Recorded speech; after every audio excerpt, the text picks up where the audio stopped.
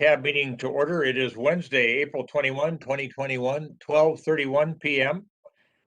And we are, of course, meeting virtually because of the Governor Walz's peacetime order, Stay Safe Minnesota order. And the first thing we're going to do is call roll, and then I think approve the agenda at the same time. So you'll be asked to do the double aye or the combination of aye and nay, whatever your pleases you. So, Ms. Ernst, would you call roll, please? Anderson. Approval of the agenda. Present and aye. Bailey is joining us later. Barber. Present and aye. Barnes. Present and aye. Boyles. Here and I. Crimmins. Here and I. Dugan. Present and I. Foster. Present and I. Fox. Present and aye. Geisler. Present and aye. Gotell. Present and I. Giuliani Stevens. Here and I. Hanson. Present I. Holberg. Here, yes. Hollinshead. Here and I.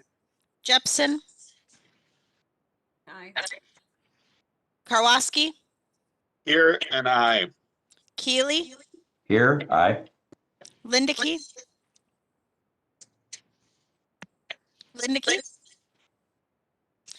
Okay, Look. Here I. McDonald or Buin. Here I. McGuire.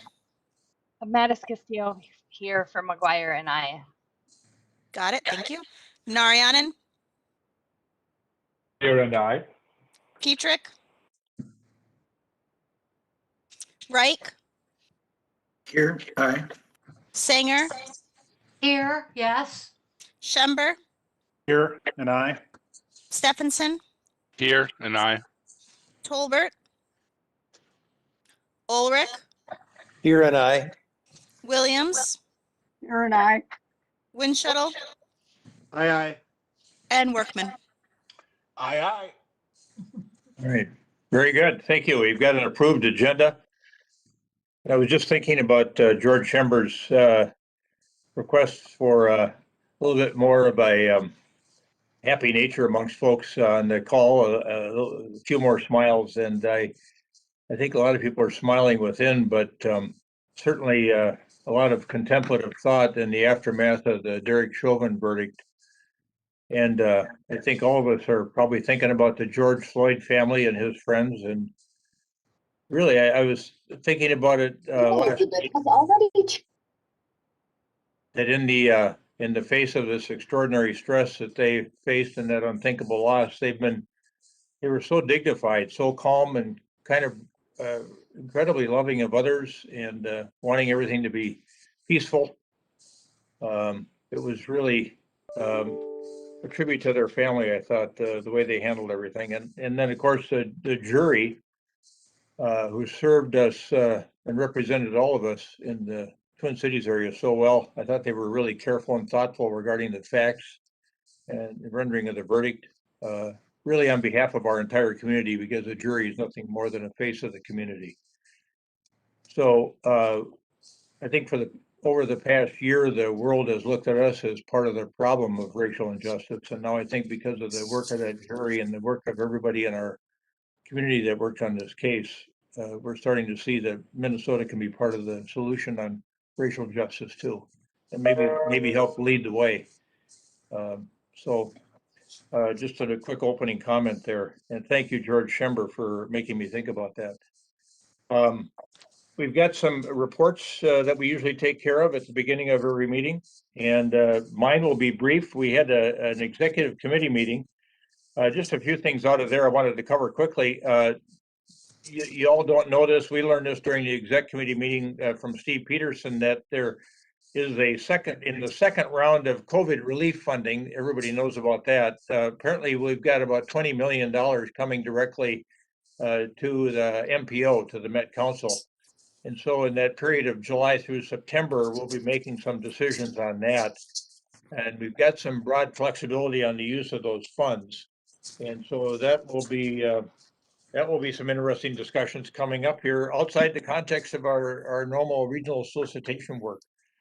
And then the other thing I wanted to cover quickly is the unique projects. Cole Henniker from our staff is going to lead that. We had a preliminary meeting last week, and he'll do a terrific job with that group of folks that volunteered there. For those tab members that volunteered, thank you so much.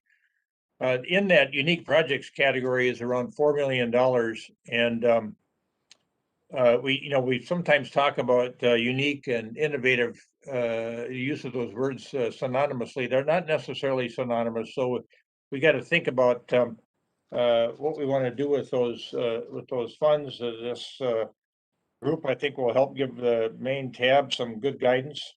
I think we'll think about it probably not in trying to define what is a unique project or an innovative project, but thinking about it, and I think this is Cole's suggestion, that we think about it in a way where we do an outcome-based analysis. So we're looking at some of the things that we think are important to look at in terms of climate impact or social equity, thinking about outcomes versus definitions, because what we found in the past when we have had unique projects before is they never quite seem to fit the definition that we came up with before we decided to award some unique project funding.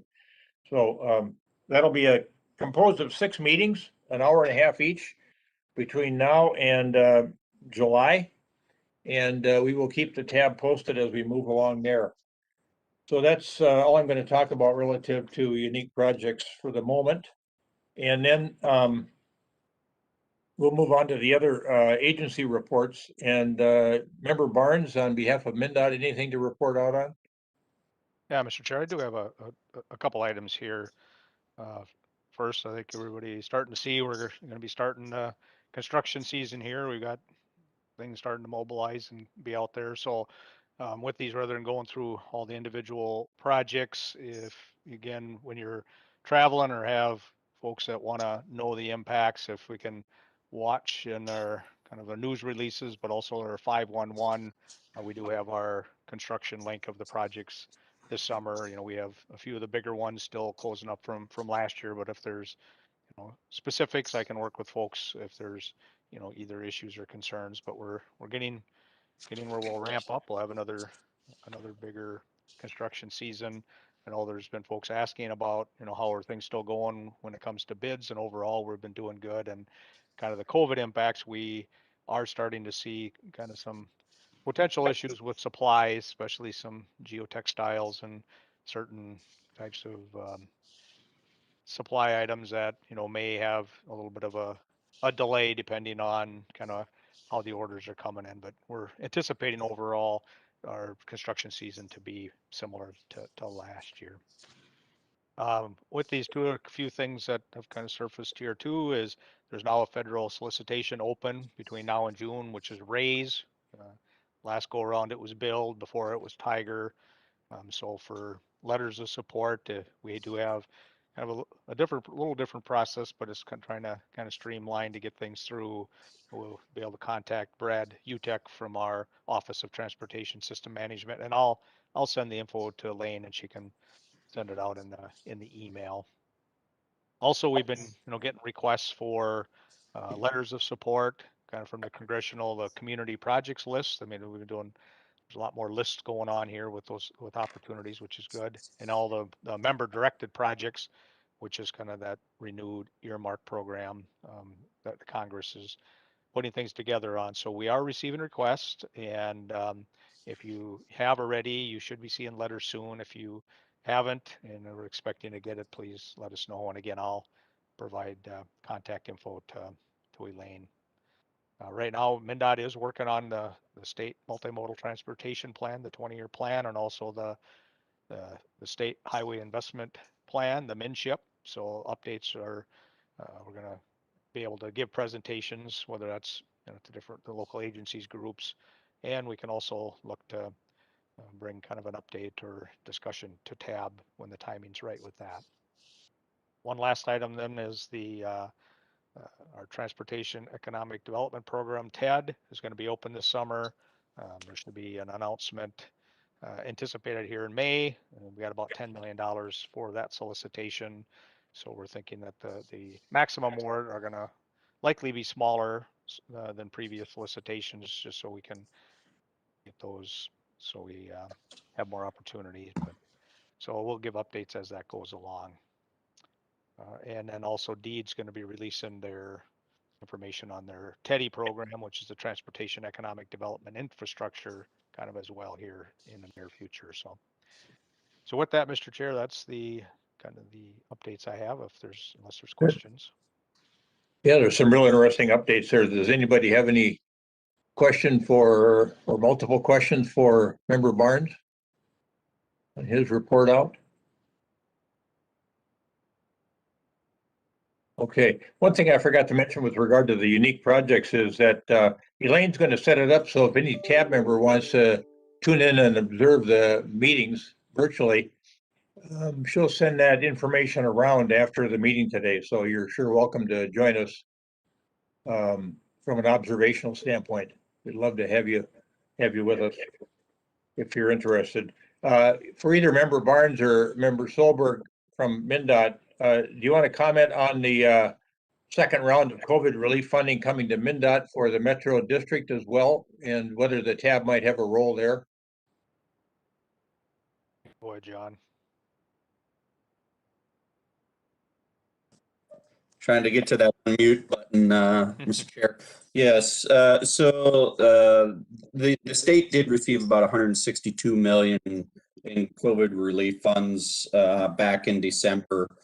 The department has been going through an inclusive process with our partners over the past several months to determine the split of those funds outside of those that are legally obligated.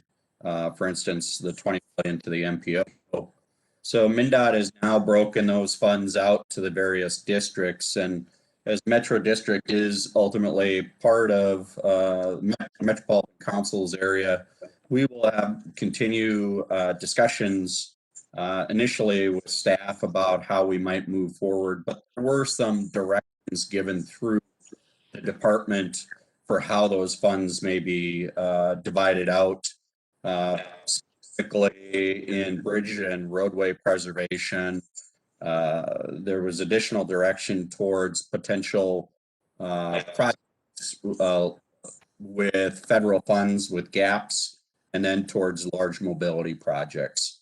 But we will continue those discussions through the Met Council process, and ultimately, as they're put into the STIP, tab will be making those decisions. Right, good. Thank you, Member Solberg. Point of clarification, Mr. Chair. Yes. What round of funds are you speaking of for the 162 million? Was that CARES 2 or 3 or both? Mr. Chair, Board Member Keeley, the funds that are being referred to are from the December act that was passed. So I think most people probably are referring to that as number 2. Yeah. Yep. Okay. Thank you. That's what I understood too, Member Keeley, was that it was the second round of COVID relief funding that we're talking about here. Right. Okay. I've heard references in other conversations that there's been 3 rounds, and it's starting to get a little muddy where you've got our normal funnel of transportation coming from the feds, and then CARES Act layered on top of that.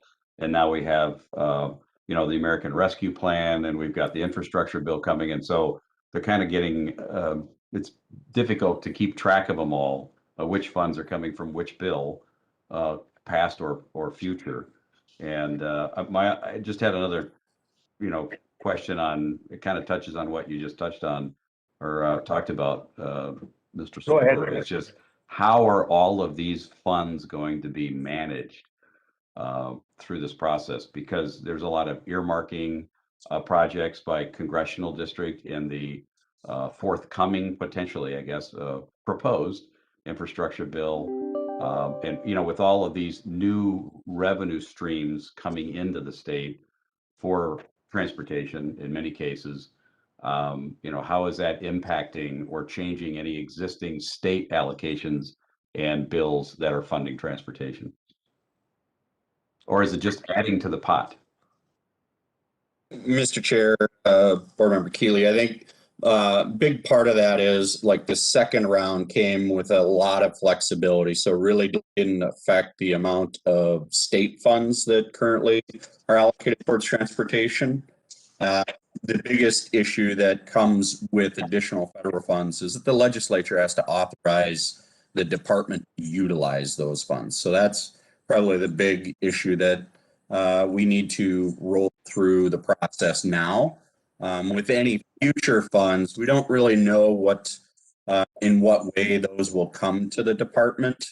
However, if they are tied to matches or fund projects, then that could cause additional complications that we would have to work with the legislature on. Agreed. Thank you. All right, and then Member Keeley is, from what I understand from the what's being styled as the American Jobs Plan, that $2.25 trillion transportation infrastructure plan, that could have funds, surface transportation block grant funds coming directly to the MPO if everything goes through as proposed by the president, as I understand it. So that might put more funding in front of us for use other than what we'd have for our normal baseline funding through the Highway Trust Fund. We certainly like it coming direct. All right, and anything else for Member Barnes or Member Solberg relative to MnDOT? Mr. Chair, one more thing I'd like to add onto this discussion. That's why with these lists, I know from department perspective, we've been trying to give kind of the input to kind of go with projects that have been being worked on or in plans, have started within a process and have gaps, so we don't get too many that are brand new coming in at this early stage of all the different lists and trying to get it where, again, there's all kinds of projects that folks want to add, but there's a whole lot in the queues that are further along in the process. So I know we've been trying to give at least input now with that. There's a lot of different lists and a lot of different intent with that. So for example, and I did miss on the fact of saying thanks to many on this call for the support, the letters of support for our I-494 project that we did submit for an infra grant, and looking to fund $84 million piece of the project that isn't, again, the whole vision side of it, but something that we could still be able to bite off and shape and do within the time frame of the grant. So I couldn't say thanks enough for all the support on that. So yeah, thanks. I'm sure for all of us that supported it, you're welcome. Thanks for recognizing that, and thanks for asking, because we were more than happy to support it. That prompt any other inquiries from tab members? Okay, let's move on to Todd Bewan over at Minnesota Pollution Control for his report. Good afternoon, Mr. Chair. Yeah, for MPCA today, my report, I'm going to do two things. I'm going to send Elaine a fact sheet that we prepared. It's a 2-page fact sheet that summarizes what has happened so far with the Volkswagen settlement through 2020. And then it also provides kind of a view forward of what's coming next. So and Elaine can provide that to all of you either soon or in next month's report. It's not all that urgent, but I think it's a good summary of kind of the bigger picture. We're kind of looking at a 10,000-foot view here, I think. So a couple of the highlights, through the first couple of years, we've spent about $12 million focused on new vehicles, installation of EV charging stations, and then just trying to maximize emissions reductions of nitrogen oxides, fine particles, and greenhouse gases. We've funded 265 new vehicles, including 140 school buses and 125 other large trucks. Some of these are electric vehicles, some are cleaner fuel vehicles. We've funded 24 off-road equipment projects. That would be like construction equipment, for example. And then we've installed 47 EV charging stations, over 1,100 miles of highway corridors. That includes fast chargers and level 2 chargers. And then the emissions reductions have amounted to over 35,000 tons of greenhouse gas emissions, about 2,000 tons of nitrogen oxides, and about 200 tons of fine particles. So the fact sheet speaks to sort of that work that's been done, and then it also speaks to what's coming next over the next few years. So I think you'll find the fact sheet interesting, written sort of in a plain language way for the public. But like I said, I provided that to Elaine, and she can get that out to all of us when she thinks it makes sense. So that's really my report for this month. All right, very good. Does anybody have a question that for Member Bewan regarding the? Yes, Mr. Chair. Yes, Member Hollinshead. I wonder if on the charger installations, there is attention to operation and maintenance, because I bought an electric vehicle 3 weeks ago, and I've been going around sampling the charging stations, and quite a few of them have maintenance and operation challenges. So I wondered to what extent, if any, the VW money can accommodate assurance that these stations will be vigorously operated and maintained over time. I understand, I suspect most of that VW money is for capital investment, not for operations. So I understand that, but I just have that question. Thank you, Mr. Chair. Thank you.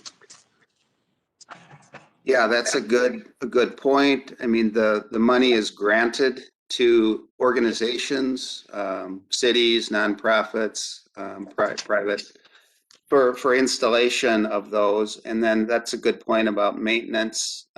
It's really the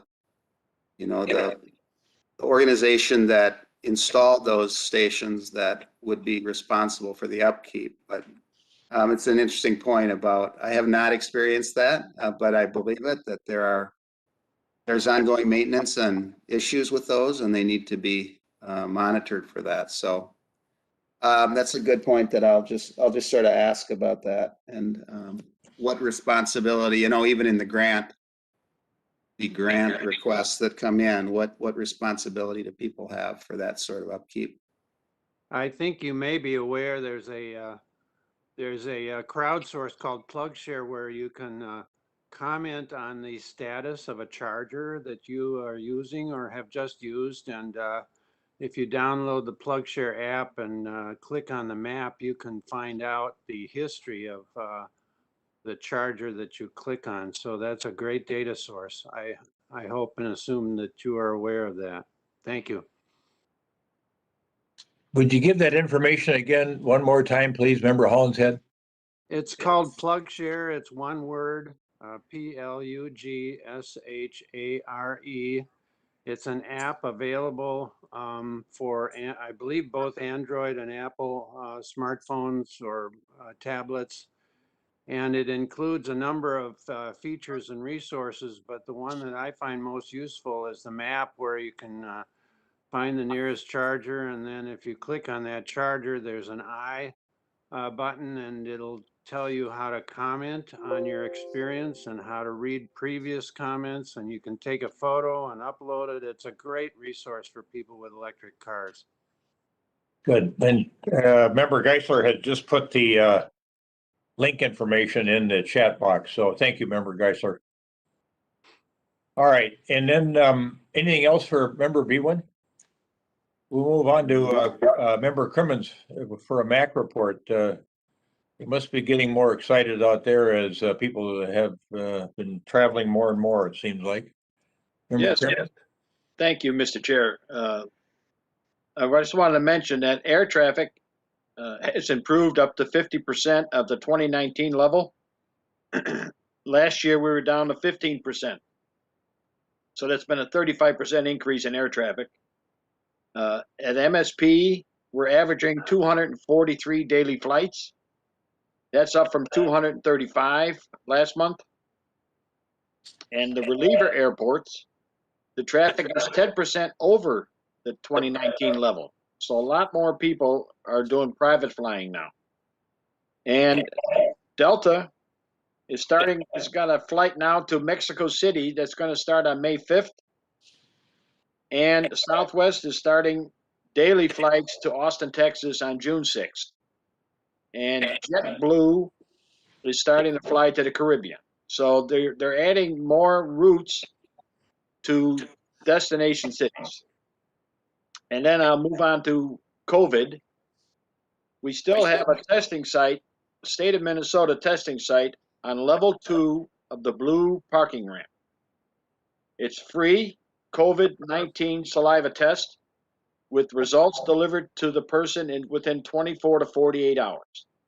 And a boarding pass is not required since you're just entering the parking lot. The second testing site is near Concourse F, and Wander Test is the service that fulfills international and domestic destination requirements. Results in 30 minutes and are sent to the traveler by text. And travelers are encouraged to make appointments online, but walk-ins are welcome. And if you go to wandertest.com, it will bring up all the information you need if you want to make an appointment as you're traveling through the airport.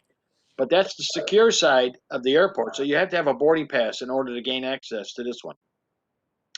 And then talking about testing, we had 5,200 MSP employees have been vaccinated with the Johnson & Johnson. And we haven't heard of any incidents, but they've suspended the Johnson & Johnson, and now they're going to go to Moderna and start vaccinating airport employees again starting next week. So that's all I have from the airport. All right, thank you, Member Crimmins. That was a good update. Questions for Member Crimmins? Mr. Chair, one quick question. Yes, Member Keeley. Is it required to get tested before boarding a flight? One traveler told me that was the case, a pilot actually, but my wife traveled recently and she said she wasn't required. So I'm curious if there is any kind of requirements. Is it by airline or any at all? Yes, it's not a MSP requirement. It's each individual airline has their own requirements, and it depends on where you're flying to. Some countries and some cities have requirements that you cannot be allowed into the city unless you've been tested within so many hours before boarding the plane. So it might depend on where you're going and who you're traveling with. Gotcha. Is it also true or not true that if you have your vaccination card and you've completed your vaccination, does that preclude then? Will they accept that in lieu of, or is there requirements to have a current test within 72 hours on top of your vaccination card? Again, it depends on your destination. Some destinations will accept your shot card, and others want the shot card. Plus, as you're aware, even if you have both shots, you can still be a carrier of COVID. That's why they want people to still require to wear a mask, even though you've received a double dose, because you may not be sick, but you could be a carrier and you could infect somebody else. So it's going to depend on the airline and the destination. So naturally, you should inquire previously to arriving at the airport. Thank you. You're welcome. All right. Mr. Chair, Stan Karwoski here. I'd like to just make a testimony for Carl's description of the public testing at the airport. One of my family members uses it often, and it's very convenient. So it's a really good testimony. You know, it's the one you don't need to be flying. And it's very convenient for those that live in South Minneapolis. But again, well done is what she has frequently told me. So just a little testimony. And given that it's free, that's even better. There's many testing sites that are still charging $100 to $200. And sometimes it's difficult to find a free testing site. Well, and again, this site is a state of Minnesota site. So it's just on the airport property. And what concourse, or what, not concourse, but what parking ramp was that in, Member Crimmins? It's in the blue ramp on level 2. Okay.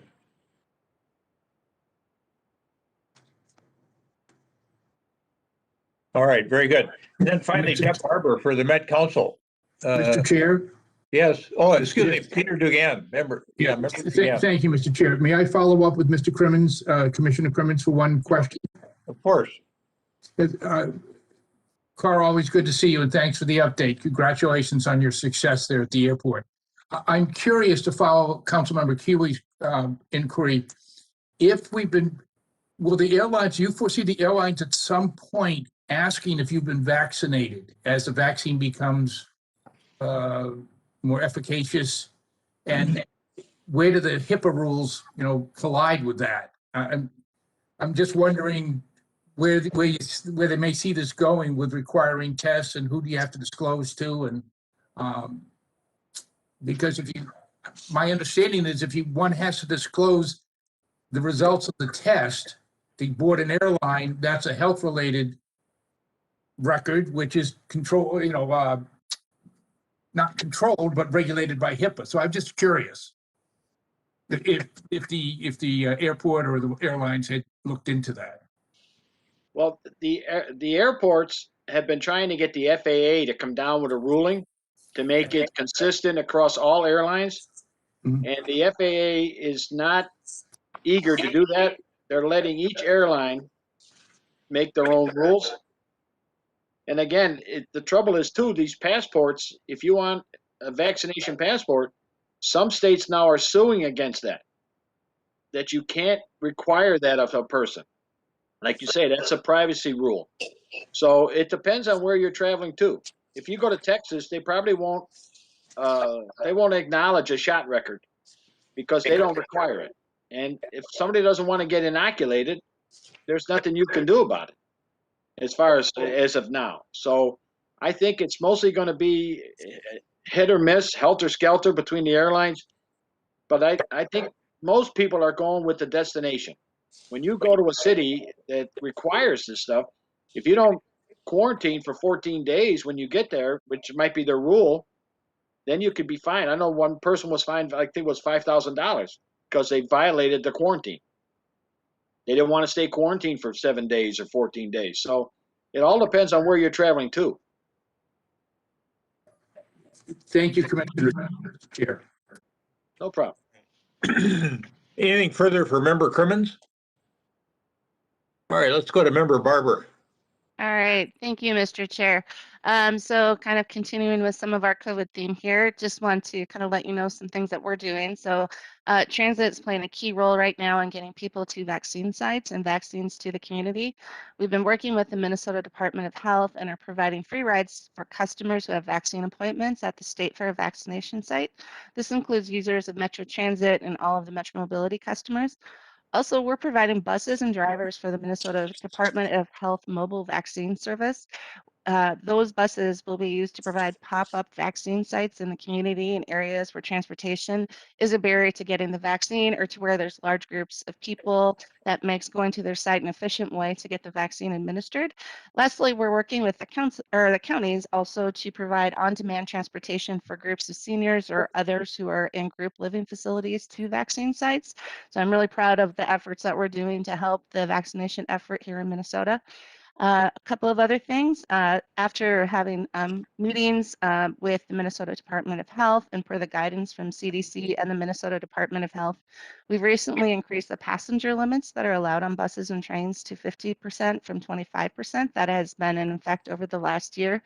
Our ridership still continues to remain fairly steady. Obviously, it is down from years prior.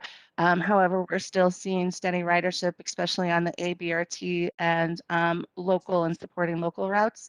I'm hopeful that as we have the expanded ability to have more passengers, that we'll start to see some of that coming back at a little more higher pace. But I'll make sure that I have some numbers for you next month because that just went into place. But I expect we'll start to see some changes in that as more people get vaccinated as well. Another thing that I wanted to mention a little bit was at the Transportation Committee meeting on April 12th, we had a presentation on shared mobility. This is something that we've continued to work on, and there's a couple of big things that are happening over the next few months coming out of this effort. One is we're developing a mobility hub planning guide that will be go out for a resource, and that's going to be available in December 2021. We've had a lot of players involved with that, whether it's people from Met Council, people from Metro Transit, people from the suburban providers, people from community groups have all been contributing to that effort. And I think that will be a great asset as we look at building some of this mobility hub concept into our system. And then the other thing is we're launching a Northeast Minneapolis microtransit pilot. This microtransit pilot will launch in October of 2021. It's a good opportunity to focus on first and last mile service connecting to the C line. So what we're doing right now is we've got connections at Penn and Olson, Penn and Plymouth, and there will also be a Route 5 connection. The hours of this microtransit service will cover basically the same service hours as the C line, but it's a good opportunity for us to try something out and how to really build that connectivity into communities to make sure people are getting to where they need to go and in the most efficient way possible. So I'm really excited for that. That presentation is attached to the April 12th Transportation Committee minutes. So if you want to learn a little bit more about that, you could take a look at it there. And lastly, I just wanted to mention that we do have a very significant open position here at Met Council. I don't know if you've seen it, but we are currently looking for a new regional administrator. The actual original first deadline was last Monday. However, we're still accepting applications. So if you know of people who would fit that role, obviously Met Council, we cover a lot of different topics and areas, but definitely pass that information on to people in your networks so that because we want to find the best candidates possible. So if you guys have anybody who you think would be a good fit, let them know. So with that, I'll take any questions. All right, thank you, Member Barber. Questions for Member Barber? Chair, I have one. Yeah, Member Keeley. Actually, an inquiry on your first and last mile microtransit. It sounds a lot like Southwest Prime and MBTA Connect. Is it basically a point-to-point, for lack of a better term, Uberish type of service, on-demand service to get people to the C line? Yes, it is. So it is very, very similar. We're operating a little different. We're keeping our fares the same as the normal bus fare and with the normal transfer rules, which is different than the two suburban projects, and it's also TAP eligible. But definitely trying to take that same sort of concept, but to connect, make sure that we're getting people kind of those last steps to the destinations that they actually want to get to. And so it'll operate both to connect people to the C line and to connect people out to the community. Well, I think that's wonderful. I had heard in recent meetings months ago that Met Transit had been fairly just neutral on whether they wanted to do this type of model that we're sort of incubating in the burbs. And I'm thrilled. I think it's a great idea. And I do believe very strongly that that's really the future of a lot of transit support is this on-demand model. And I'm sure the folks up in that area are going to be very happy to have that service available to them. Yeah, I couldn't agree more. And I think that combination of this microtransit element and those mobility hubs. So the mobility hubs would connect to, places where, you might have bikes or scooters or other things where you can start to really connect out. So I think that sort of taking or looking at it with both those perspectives really starts to serve the communities. And I really envision these mobility hubs ultimately being good community spaces as well. Yeah. And that's why I'm really happy to see both, people from our urban core, but also in the suburban areas participating in the development of that mobility hub guide, because I think it matters in all of our communities, and I think it could be a great asset to our region. Agreed. I think it goes a long way to our accessibility, right? The whole equality and accessibility for transportation. This is a big piece of support, I think, to allow folks who maybe don't have an automobile, and the bus stop or the C line or wherever it is just several blocks away. And if it's raining or snowing or inclement outside, it's a very difficult, right, to overcome that. And this gives them pickup curb to curb, essentially. Yep. That's wonderful. Great news. Good. All right, thanks, Member Keeley. Thanks, Member Barber. Anything else, Member Barber? Nope. Unless Right. anyone has other questions. Other questions or comments relative to Member Barber's report? Mr. Chair, I have a question. Yes, Member Narayanan, go ahead. This is on behalf of my alternate, Glenn Johnson, who's asking if there's any way to provide feedback to the federal agency running the vaccination site at the state fair. Right now, it seems like bus directions are very limited and there's no stop info, and we just get the address to metrotransit.org. Is there anything you can share with us on that, Member Barber? I'm not sure. I don't know, Director Thompson, do you have any comments on that? Yes, Chair and members, we are adding some information to the system so that you could book, and it would give you, because we've added a connecting bus service. And I believe that should be coming online any day, but I will also pass that information along to make sure that our org site, and we have good contacts with those running the site. So I'll follow up on that and make sure that we make improvements there. Thank you, Nick. Yeah, thanks, Member Narayanan. Yeah, and if you have any other specific direct feedback, definitely send it to both Nick and myself, and we can make sure it gets out to the right people. Yep. Good. Thank you for that, all of that. That's good. All right, let's move on to John Solberg, TAC Chair. John, Member Solberg, do you have a TAC report? Yes, Mr. Chair, just very brief, just to keep things moving. Of course, 2 weeks ago, TAC met. They had the items, business items that are before you. They moved them forward with unanimous consent to recommend to TAC. Additional discussion during, or information items during the TAC did include, again, the RBTN bike barriers process and the electric study update from Tony Fisher. One other item that TAC is beginning, that began during a discussion of TAC executive, is revising TAC bylaws. In part, the discussion facilitate recommendations that came out of the TMA cert that we'll be hearing about next month. And that concludes my report. All right, good. Thank you. Did that prompt any questions from any TAB members? All right, we'll have Member Solberg back with us shortly as TAC Chair. All right, let's move on to the business items. We've got them broken into two categories, of course, consent and non-consent in the business category. So the first, in the consent portion of that part of the agenda, we've got the minutes, and then we've got two streamlined amendments. Those two projects, we want to move into the current tip so that the projects can get started.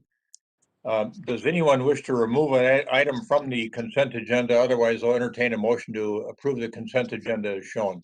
Move approval, Anderson. Second, Boyles. All right, thank you, gentlemen. All right, any further discussion? Roll call, please. Ms. Ernst? Anderson, Aye. Bailey, Barber, Aye. Barnes, Aye. Boyles, Aye. Crimmins, Aye. Dugan, Aye.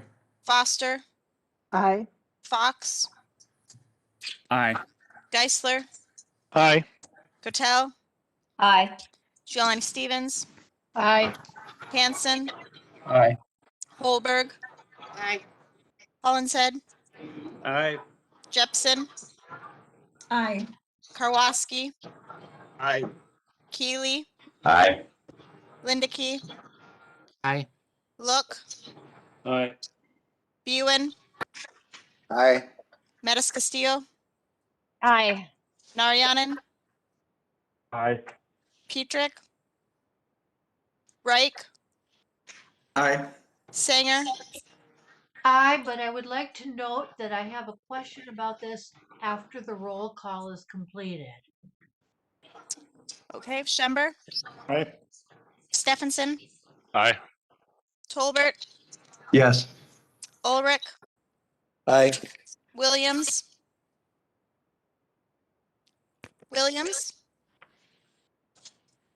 Windshuttle, Aye. Workman. Aye. All right, thank you. The consent agenda items are approved in single motion and all adopted, and then back to Member Sanger. Um, I know you needed to get the new fare boxes now, so I didn't want to vote against it, but I would like to raise the question, why are we still having fare boxes? Why isn't Metro Transit going to the same approach that so many other transit organizations are doing, where there's no more cash, it's all electronic cards to pay your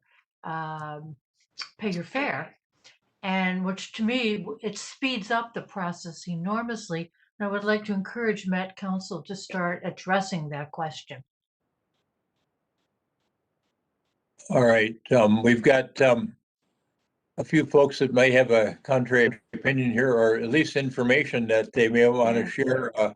Anybody from staff or Member Barber, first of all? Well, I can start and then I'll let our staff chime in as well.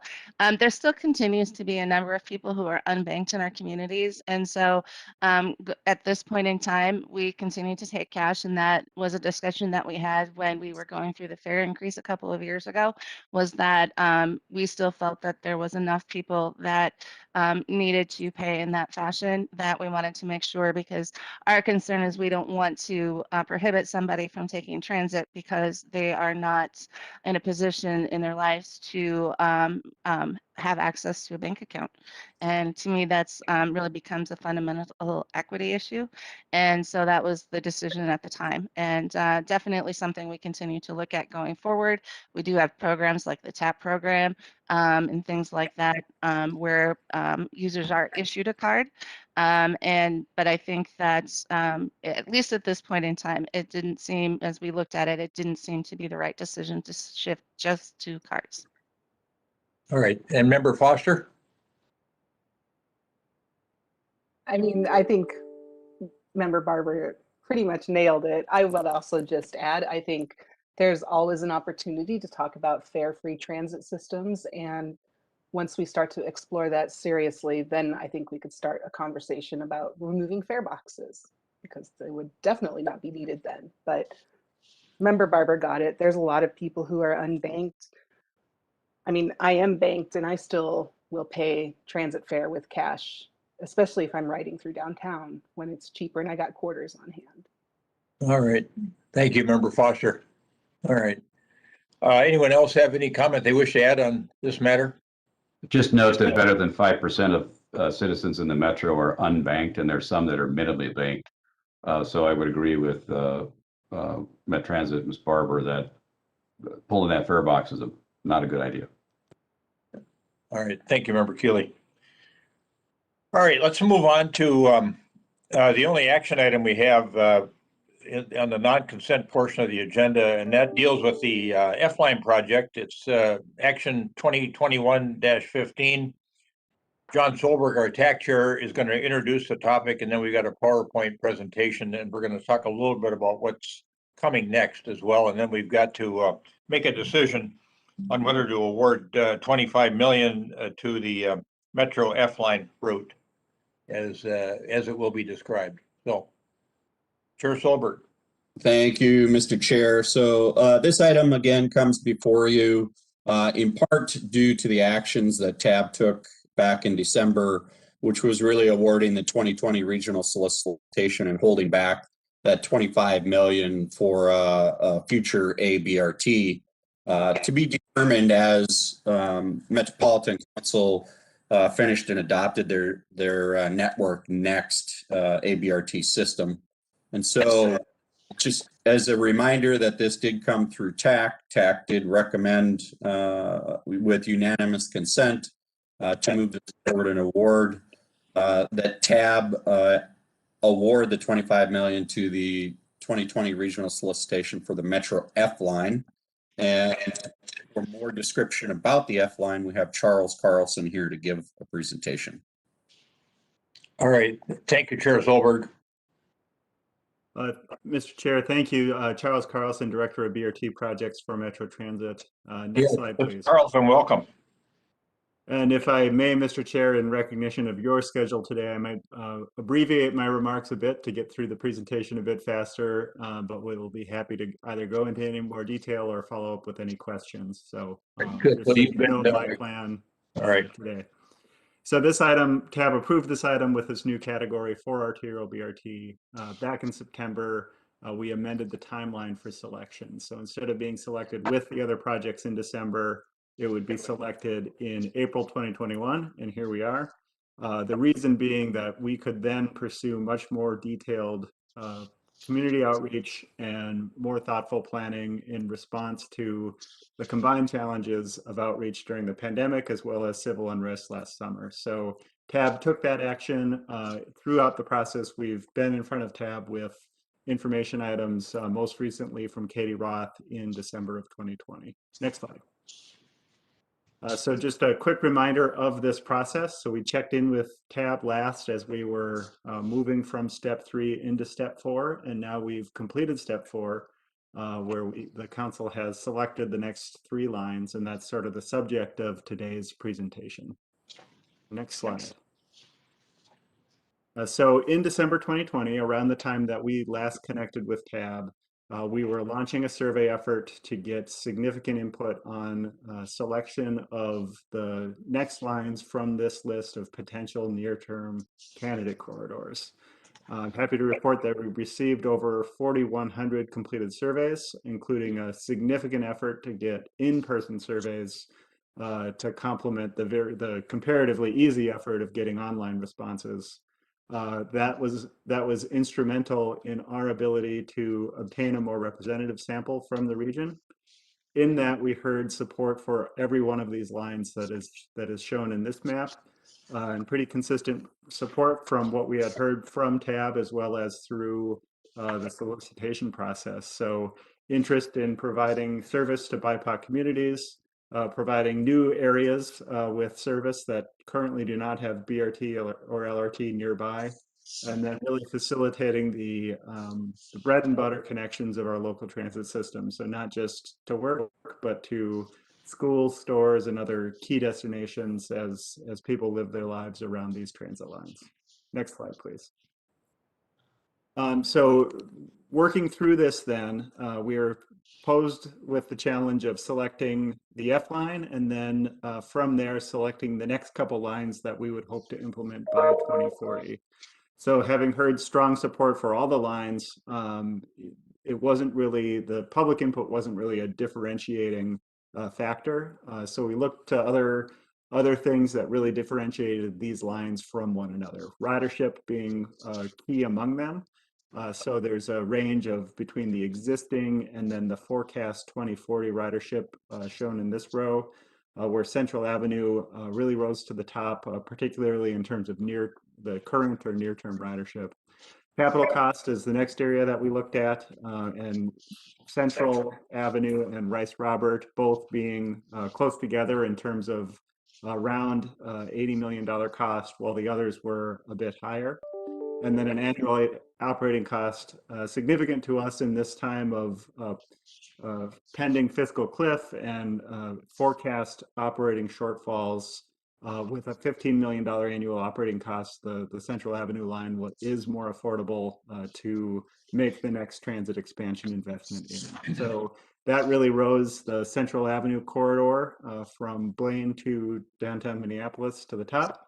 So that with that selected, there were other criteria that really guided us toward the G line and the H line, among them looking to really expand the reach of the metro system. So each of these first lines did that for the expansion as the next corridor, but when we've selected Central as the F line, the Rice Robert and Como, Maryland corridors did a better job of furthering that reach compared to Johnson or Lindale that are comparatively close to other selected lines.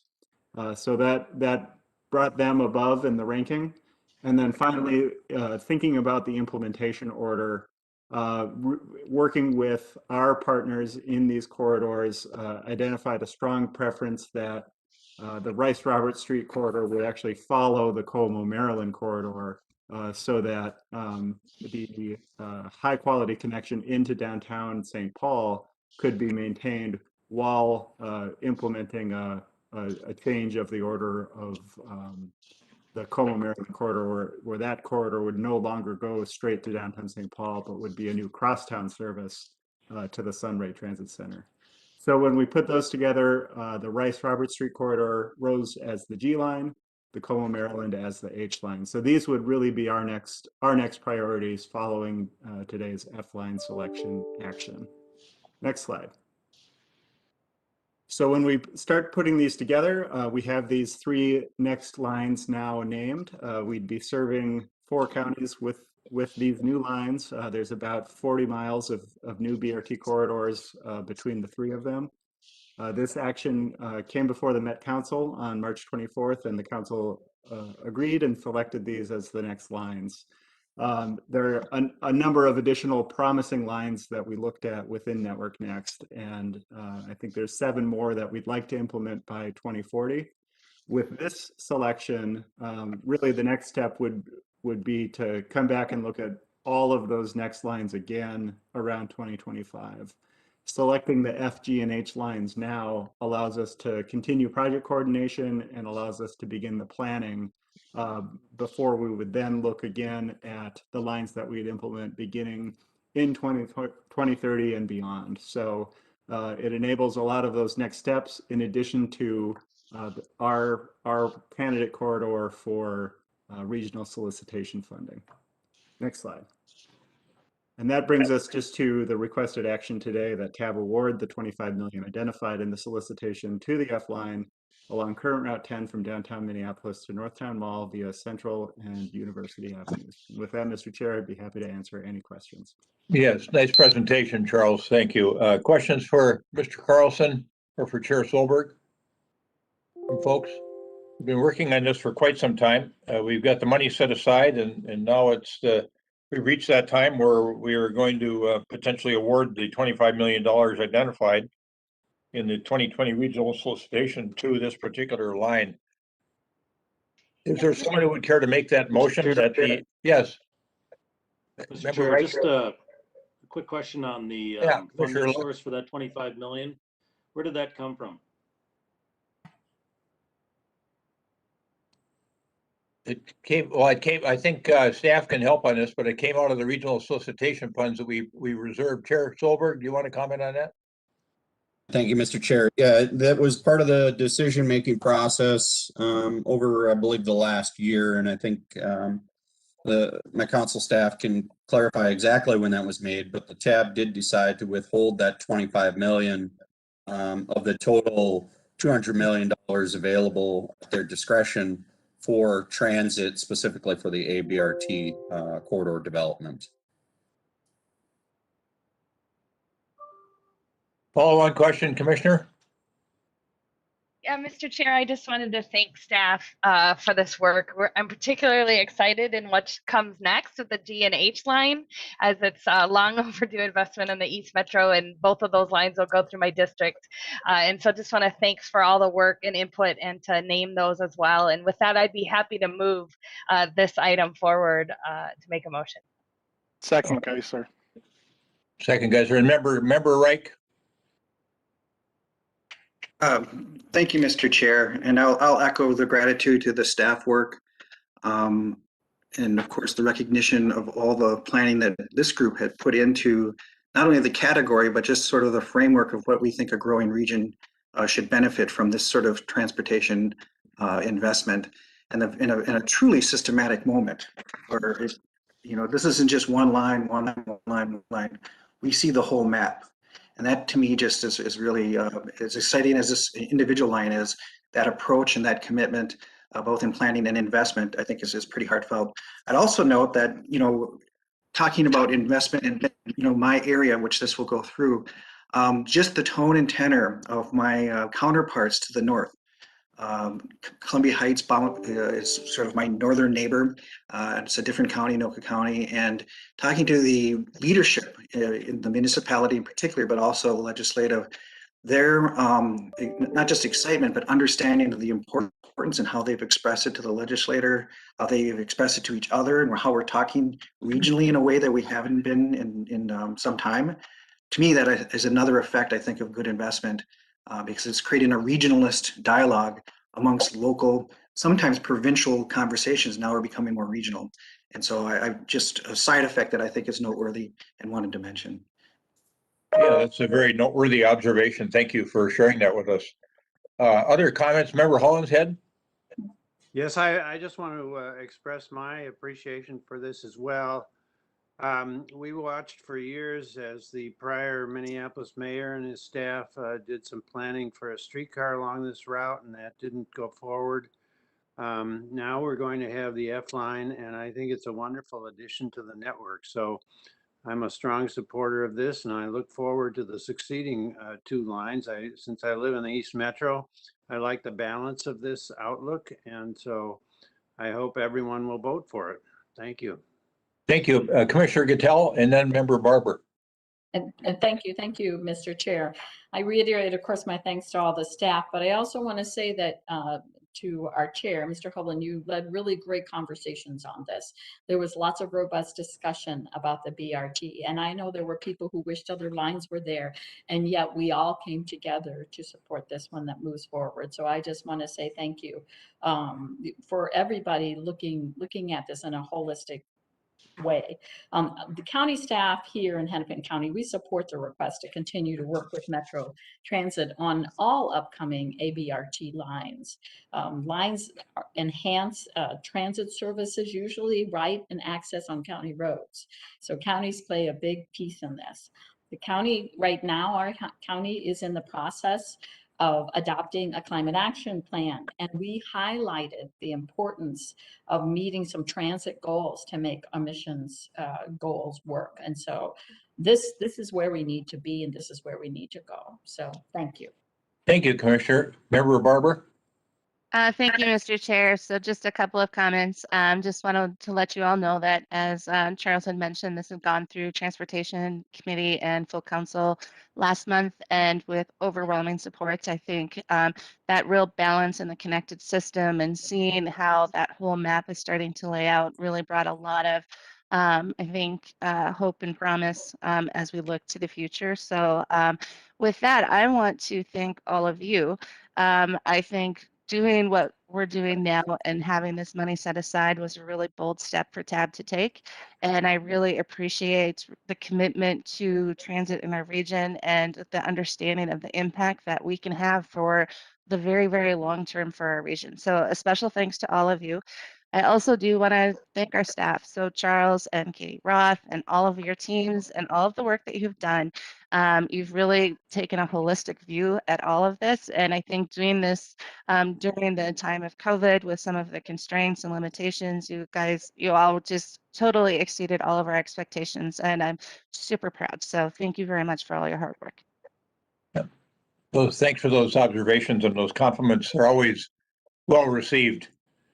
Well, we've got a motion and a second that the TAB award $25 million as identified in the 2020 regional solicitation to the Metro F line along the current Route 10 from downtown Minneapolis to Northtown Mall via Central and University Avenues. Is there any further discussion? All right, roll call, please. Anderson, Aye. Bailey, Barber, Aye. Barnes, Aye. Boyles, Aye. Crimmins, Aye.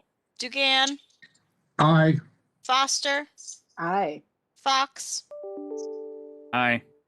Geisler, Aye. Gotel, Aye. Giuliani Stevens, Aye. Hanson, Aye. Holberg, Yes. Hollinshead, Aye. Jepson. A very enthusiastic yes. All right, Karwoski, Aye. Healy, Aye. Lindeke, Aye. Look, Aye. Bewan, Aye. Metis Castillo, Aye. Narayanan, Aye. Petrick, Reich, Aye. Sanger, Aye. Schember, Aye. Stephenson, Aye. Tolbert, Yes. Ulrich, Aye. Williams, Windshuttle, Aye. Workman. Aye. Very good, folks. The requested action 2021-15 embodied in the motion as stated is approved. Very good. Member Lindeke, comment? Yeah, I just had a question, Mr. Chair. Thanks for asking, calling on me here. I'm sort of curious about if any of the expected federal money could be used to accelerate some of the build out of this ABRT system, which seems to me the most efficient use of our transit dollars. I know you're all very early in these conversations, but I was curious if Metro Transit had talked about that at all.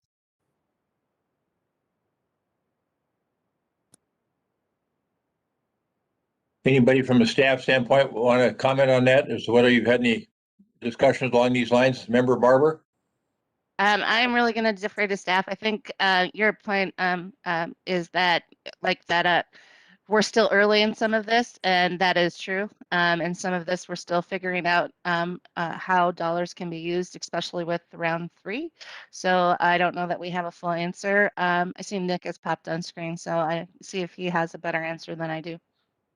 Yeah, Mr. Chair, members, that's a great question. I think there's a couple of things. We have funded the ABRT network partly through state bonding, and I believe we would do a similar request in the future for additional state bonding for ABRT.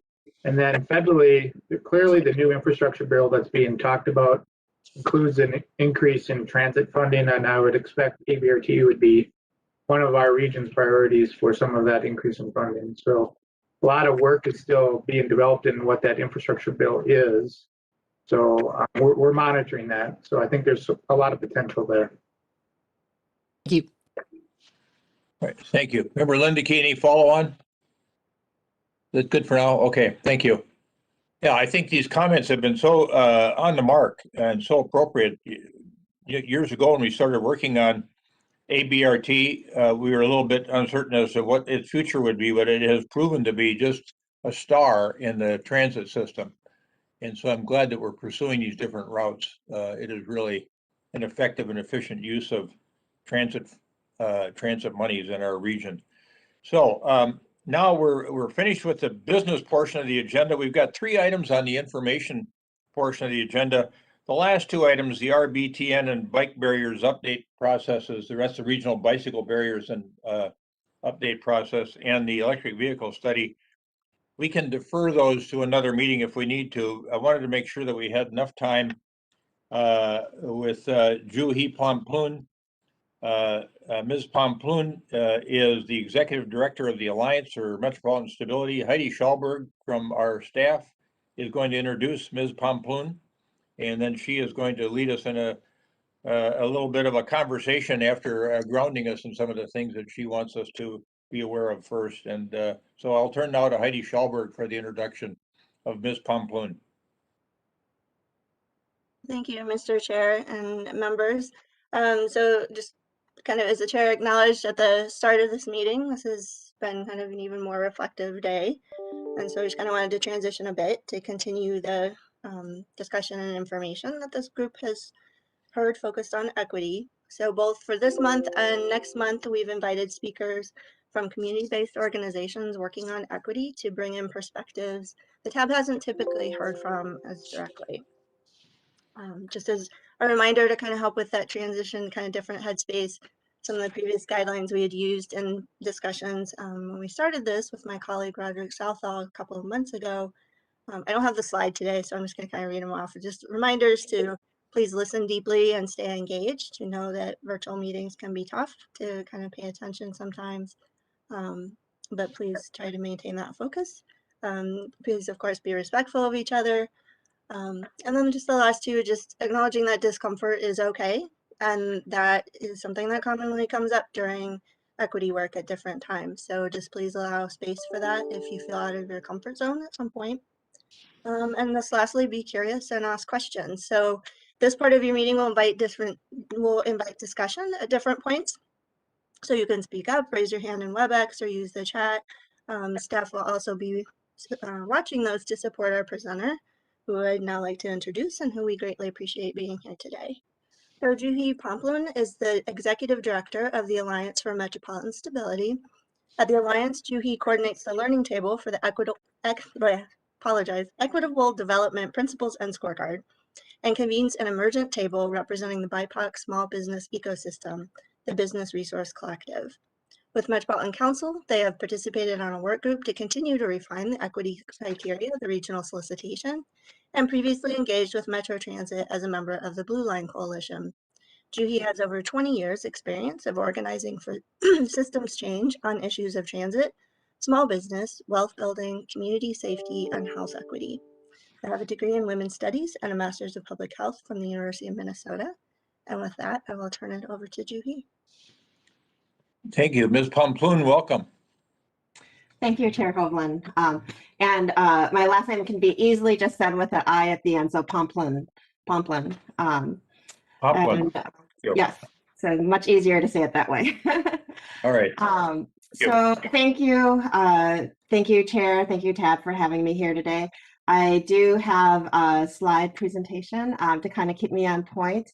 And I do invite this to be a presentation a conversation and not really a presentation, although admittedly, I will be doing 80% of the talking probably. So, so thank you. And it looks like Greg has the slides. So if you want to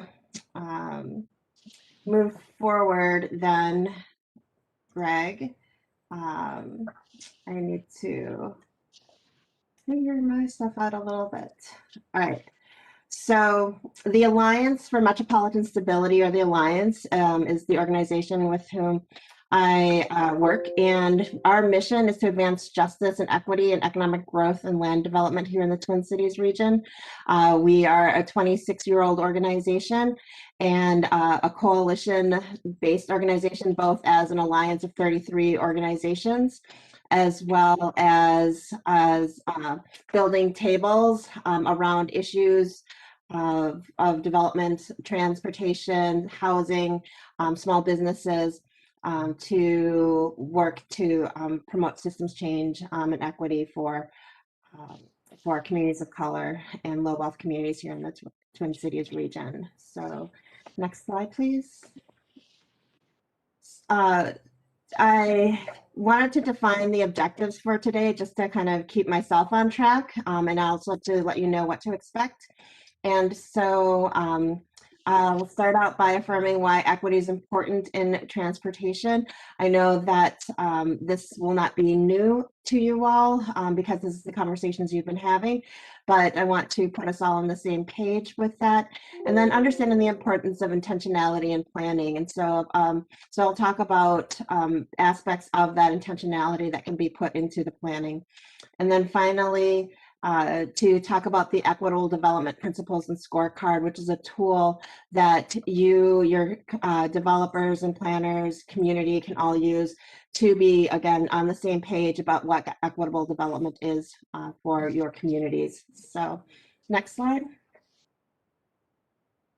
So I really wanted to start us out, and again, like I said, in grounding ourselves in equity. And so given the presentations that you've already had, and I had took the time to watch them on video afterwards, that Roderick, Kristen, and Matt discussed, as well as Professor Getz on whiteness and planning, I want to hear from you all your personal reflections on how you understand equity as it relates to transportation. So if people want to just kind of unmic or unmute themselves and share what you see, understand equity as it relates to transportation, or if you want to put it in the chat, it would be great just to kind of put us all on the same page and what we're thinking about and talking about.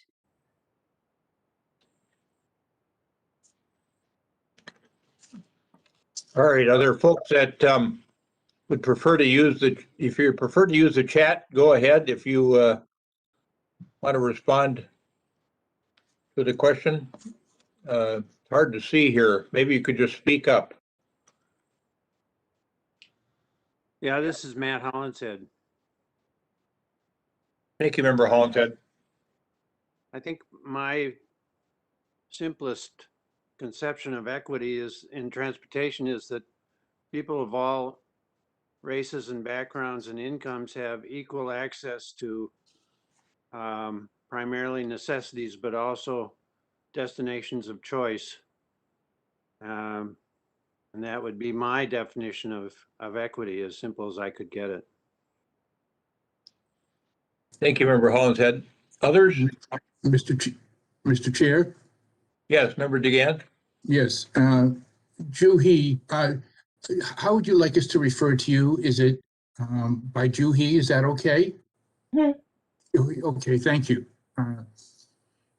I second what Mr. Hollingshead or Member Hollingshead had said. I also see equity, I see transportation as critical to the economic success of a community, let's just say the metro.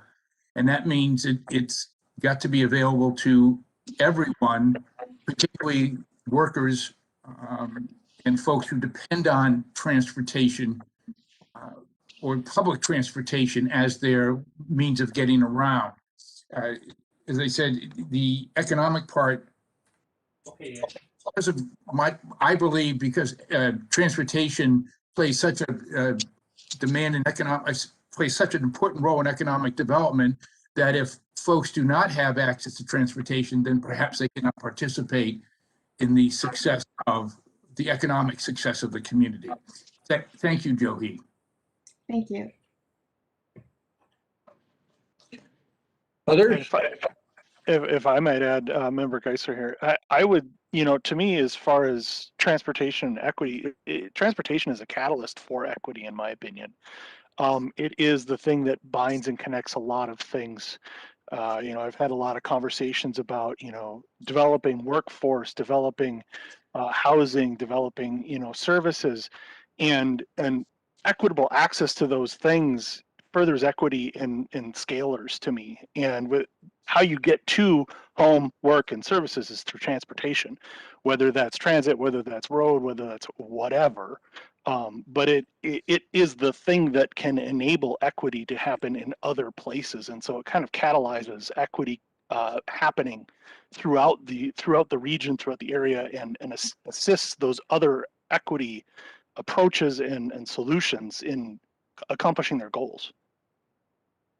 Thank you, Member Geisler. Other thoughts? Do we have anybody using the chat yet? I haven't checked. Mr. Chair, Commissioner Mattis Castillo, I would like to go a little further, actually. So I think about equality is kind of making everyone have access, and equity is about investing in the communities that have historically not have access or have been disadvantaged historically, and making an investment there to bring them even one step further ahead or close to the equity. So I feel like we're talking about transit equality, and equity is about going beyond for communities that have been historically disadvantaged over time to basically make up for the 200 years of lost opportunity for communities of color in particular. Yeah, thank you for that. Other thoughts? Mr. Chair. Member Foster? So I don't remember who said it.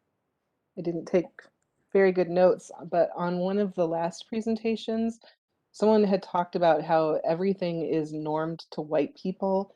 Like white people is the whiteboard against which all other groups are examined, and how when we talk about racial equity, what we really are doing is centering the experiences of people of color. And I think that's sort of like when I think about transit equity, that's sort of like the grounding for it. It goes along with what Commissioner Mattis Castillo talked just, oh, sorry, it was almost a car crash outside my house.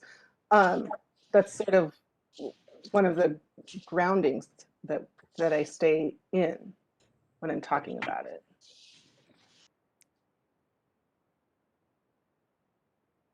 Other general thoughts on, because this is, we've been talking about this issue now for several different meetings, and I think Ms. Pomplun identify this issue for us and ask us what we've come to realize or what we've come to think about the use of the term equity in the context of transportation is a good one. And I'll add a little something, Mr. Chair. Yeah, Commissioner Karwoski from Washington County. Very good inputs on the dollar investment, and I agree with that to bring equity, but it's beyond dollars. I think it's where we our social behaviors and processes and our cultures such that those feel welcomed to go where they want to go of their choosing. That's outside the bounds of Transportation Advisory Board, but it's truly connected. You can provide the investment, but if our society doesn't shift to be welcoming and inclusive, it's an attitude that kind of has to come a long way. I think we've seen a start of it yesterday through the courts. all right. Thank you, Commissioner. Anybody else? Mr. Chair, this is Sue Sanger. Yes, Member Sanger. Okay. In addition to all of the good comments that have been made now, I would add one more thing. When we talk about equity and investment for those who have been underserved, I think we have to also include persons with disabilities and elderly, in addition to low-income people and various communities of color, because the elderly and the disabled have been in many ways very isolated because they don't have usable, accessible transportation options to the same degree that many other people do. Thank you, Member Sanger. Mr. Chair, I have a comment. Yes, Member Narayan. One thing I also want to mention is who gets to make transportation decisions that benefit whom. Often I feel like we've seen decisions being made in opaque ways by a small group of people that disproportionately affect especially people of color in perhaps negative ways, and being able to make sure that the voices of those who have been left out have included and centered in decision making, I think also will help to get us to transportation equity. All right, thank you for that. Mayor Williams. Chair Hovland, when I think about transportation, I think about more than cars and buses and trains. I think about bikes and walkers, and I think we're doing better now than we used to by being more conscious of sidewalks and roads and bike paths and those kinds of things, because that's how some people, that's the only way they can get around. Thank you for that too.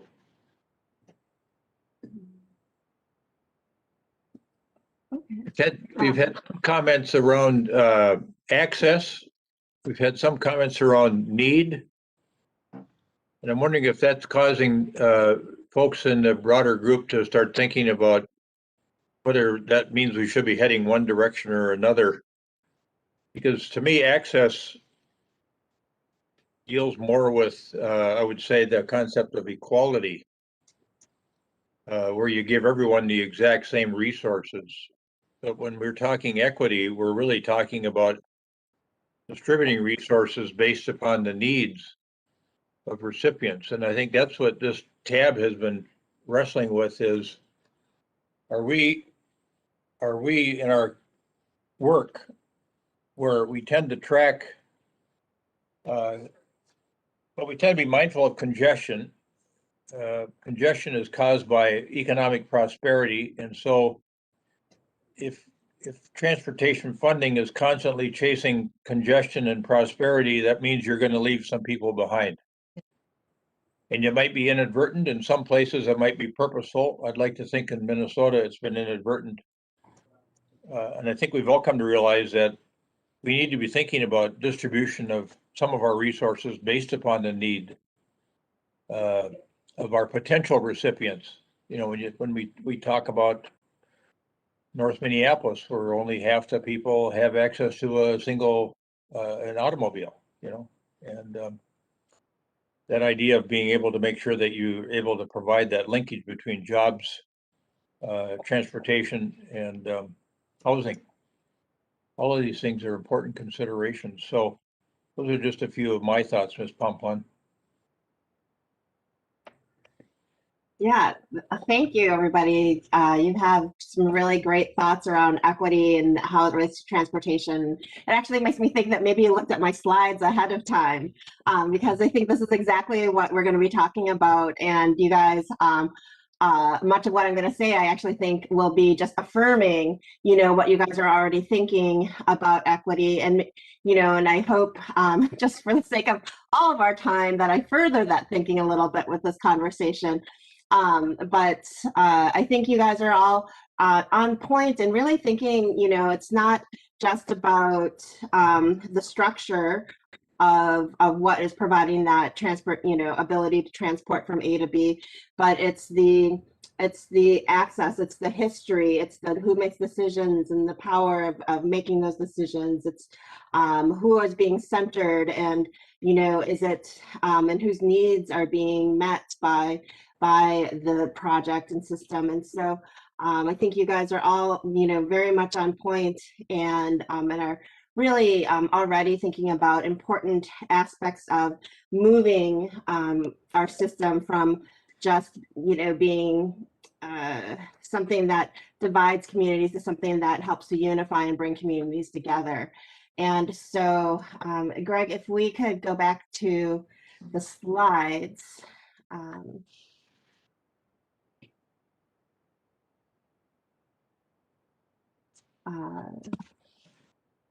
And then go to the next slide.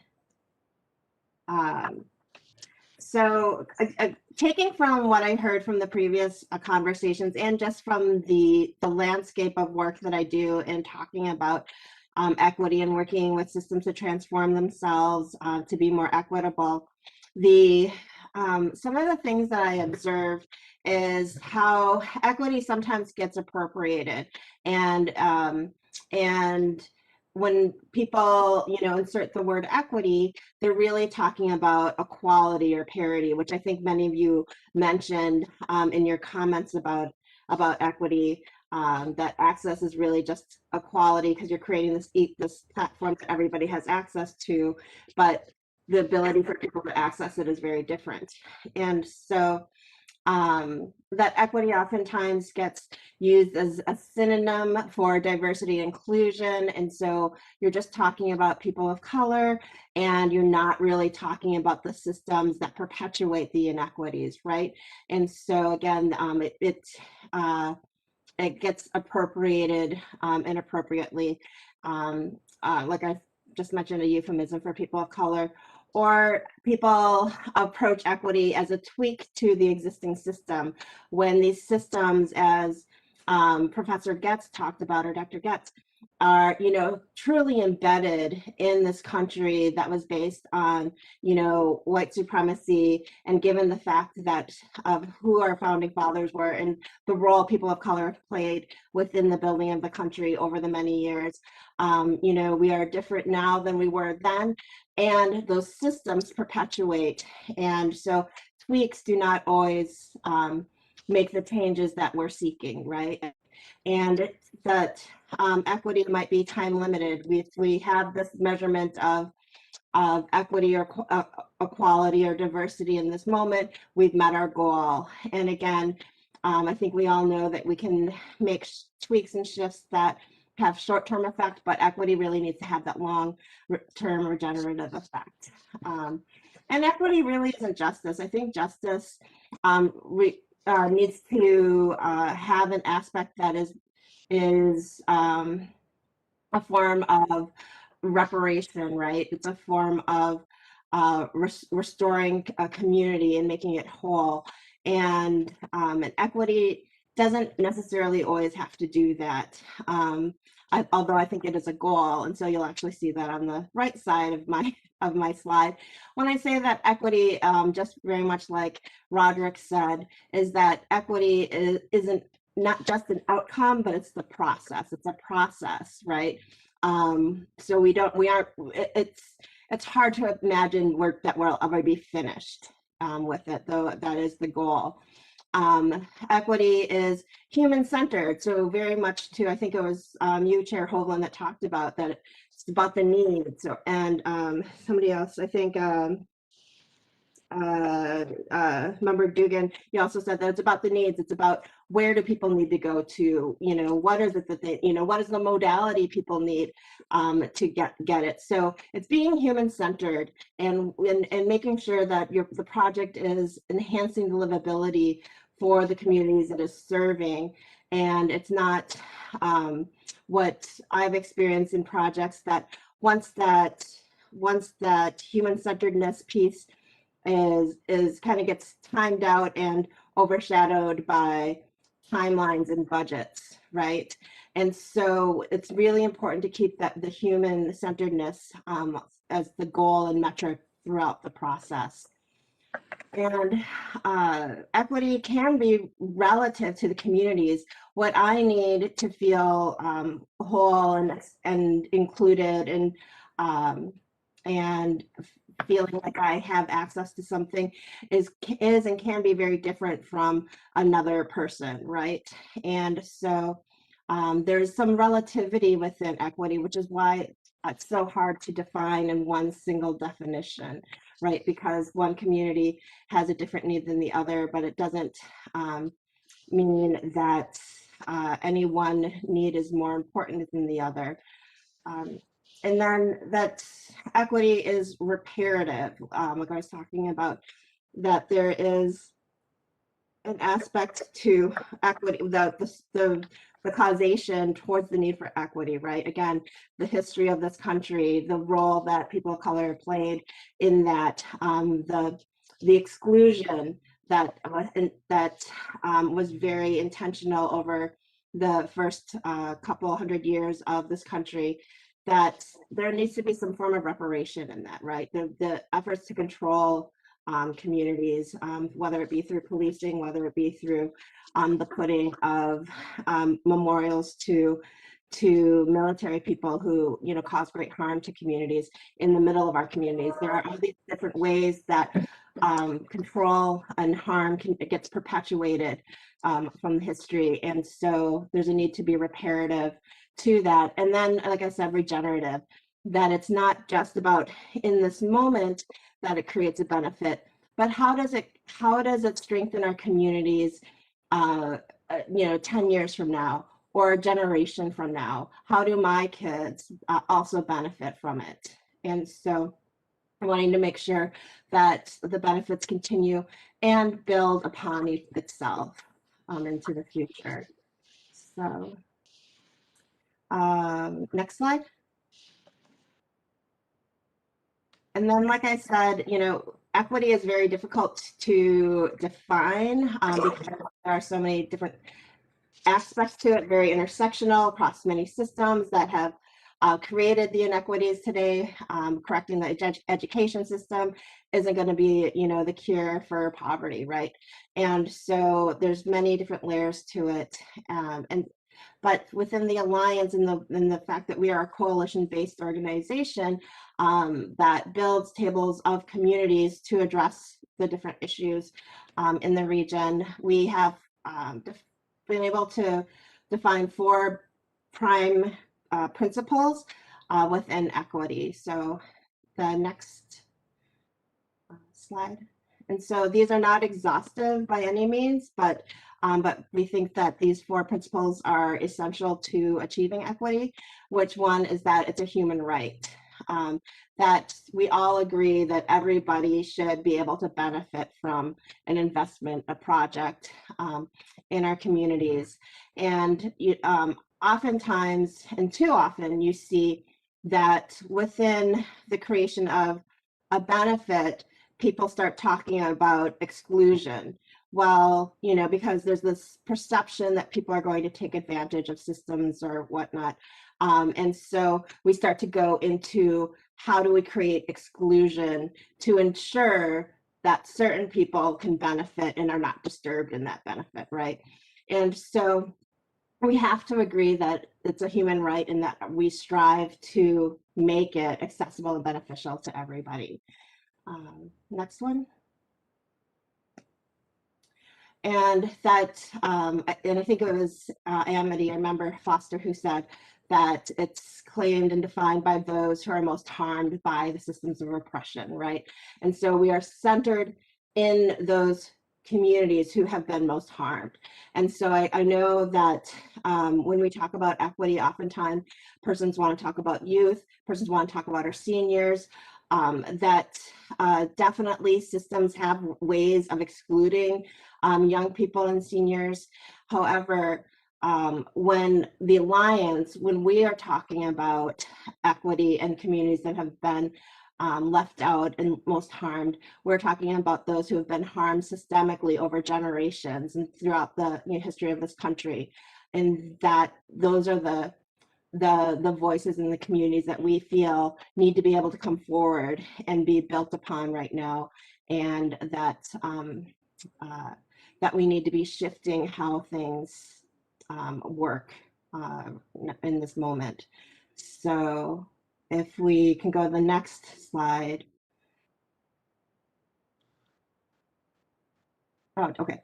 That equity must be fundamentally about building power, capacity, and leadership to annul structural and institutional racism. And that goes to what member Narayan talked about, is who's making the decisions. It's who's, within the project teams in government, it's who is the electeds, it's who are making the decisions. But not only that, but it's also then about, because we can't all be in those positions, it's about really shifting how decisions are made and centering a community. If you have seen the IAP2, I think, it's this engagement model. And so they will say that engagement can go from just informing people, which we all know is a super problematic engagement model, to actually making a commitment to responding to what people want and need, to their input, right? And making that project meet those needs of what the community is asking for. And so so working towards that type of commitment with community and shifting the power so that the community can really define, again, going to that human-centeredness, define what that project is and what its purpose and mission is for success. So next slide. And then finally, recognizing that equity is, efforts must be intersectional. Again, it goes to that multi-layers of systems of oppression that exist. I don't think any of us would deny that, and that those patterns of oppression are interrelated and bound together. So addressing racial equity for one community is not necessarily addressing it for another community. Addressing racial equity overall doesn't necessarily address gender equity, or equity for gender persons. And so there's oppressions are interrelated, and we need to be addressing all of those for those who have been historically left out. Next.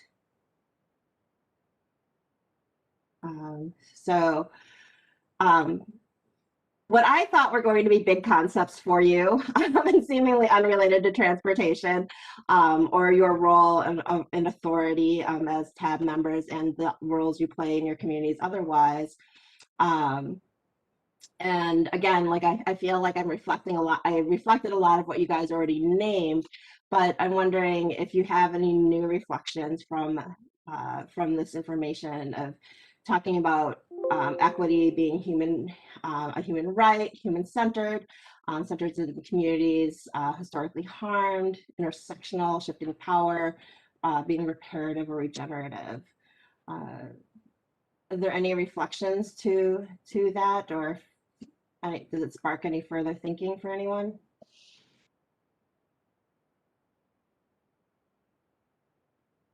Folks, Additional thoughts? Based on the presentation from Ms. Pomplun? Mr. Chair, Mary Giuliani Stevens here. Yes. Joe He, thank you. Excellent presentation.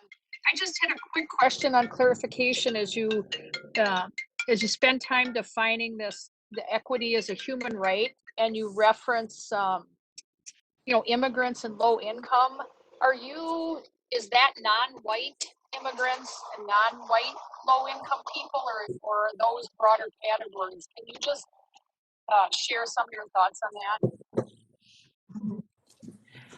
I think it can be inclusive of all immigrants and of all low wealth individuals. That said, I would still say that the systems still are set up against persons with darker skin or who are not white. And therefore, I do believe an immigrant from, Somalia or we see the Asian hate that's happening, for East Asians, that I don't believe similar things would erupt if it were from a white immigrant community. That said, I do believe immigration status still does have its own need for attention as well, though. Mr. Chair? Oh, Yeah. Member DeGan? Yes, Mayor Williams, did you wish to speak? I'll defer to you. No. Okay. Joe He, thank you so much. I really appreciate your expanding the concept of equity, and it's certainly helping me. One of the things I'm most appreciative of is, I take so much for granted, and you're helping bring light on to that, and in ways that I probably would not see. So I appreciate that. Thank you.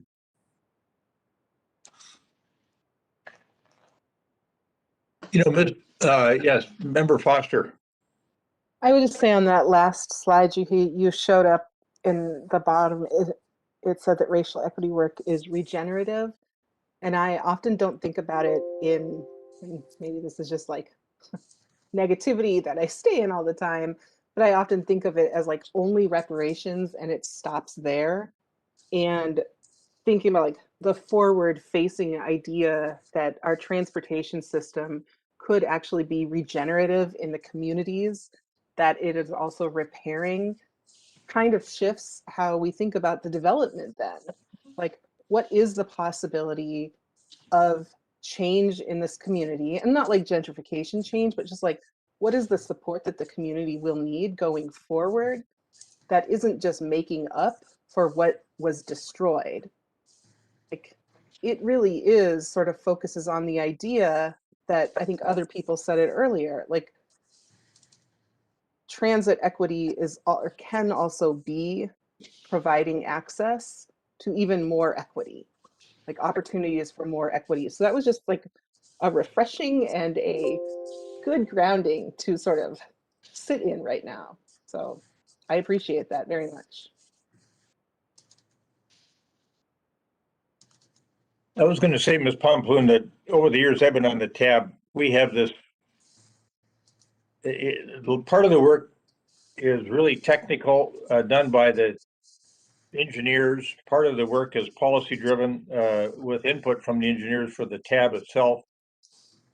And this mechanism that we use on the regional solicitation has been one that, we've created over time and tried to refine over time. And now one of our most recent efforts is, what is the role of equity in transportation? And you seized on that question. And when you talk about shifting how decisions are made is a commitment that should be made. I'm trying to think about how that would function in the context of how we go about doing the work that we do with trying to be objective in that approach as to how federal monies get spent. with the last kind of lens we look at everything through being geographic balance, understanding, I think, that the reason we're addressing this question is because we realize that there have been some missed opportunities here with certain parts of our broader community.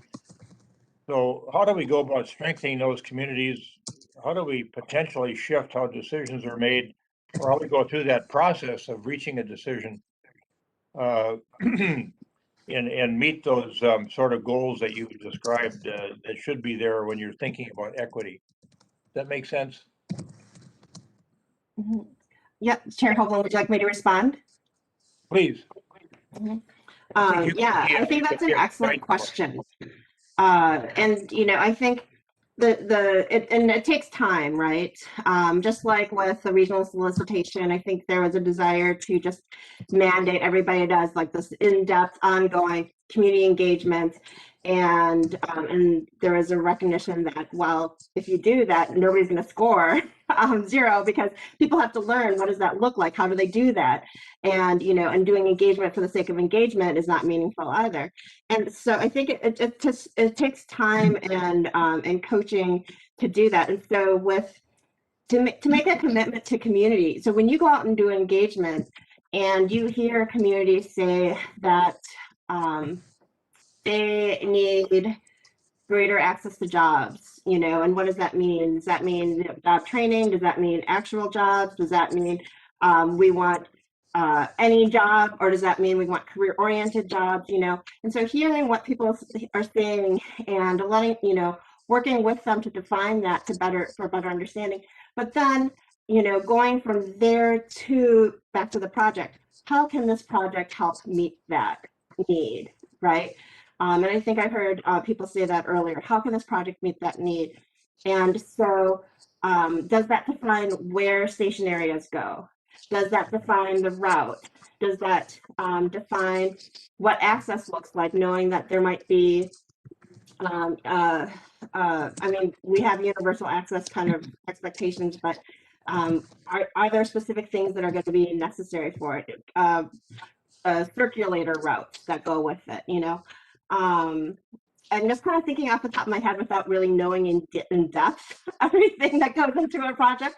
But I think the commitment is to use that information in good faith to be able to say, yes, we can do this, and here is how. Too often, from a community perspective, we put out this information and share this information, and we don't hear anything about it in the end unless that project happens to meet part of it. And then they'll say, well, this project does do this, and it's more coincidental than intentional, right? That it might connect a community to a certain job hub or something. And so, and I might not be giving you enough credit in that. Perhaps it is actually much more of an intentional listening and practice that we do, but community doesn't get to hear that. And so we don't know how our input gets implemented, heard, and then prioritized, right? I think that's a good point you raised. Yeah, I think that's a good point you raised there, because that's one we wrestled with pre-pandemic was if we have some of our resources that we want to distribute based upon the needs of recipients, how do we define those recipients and how do we define the need? Well, we thought that nobody could better help define that need than the people who need the resources. But we couldn't really reach out to them when the pandemic started in the, by going out and having your sort of traditional town hall meetings or having gatherings somewhere. And it's not everybody has access to the virtual world, so that didn't seem like it was working as well as we wanted it to work either. So that might be a different way to ask you the question is, when we are thinking about distributing some of the resources we have based upon the needs of recipients, how do we go about doing it so that we make sure we're strengthening those communities that do need it? During the pandemic, one of the strengths that I saw happen by the philanthropy community is the philanthropy community actually pulled their dollars together in a disaster relief fund, recognizing that they themselves did not know where those dollars should go, and sought out intermediaries in the community who did know where those dollars should go. And so I use that as an example to say that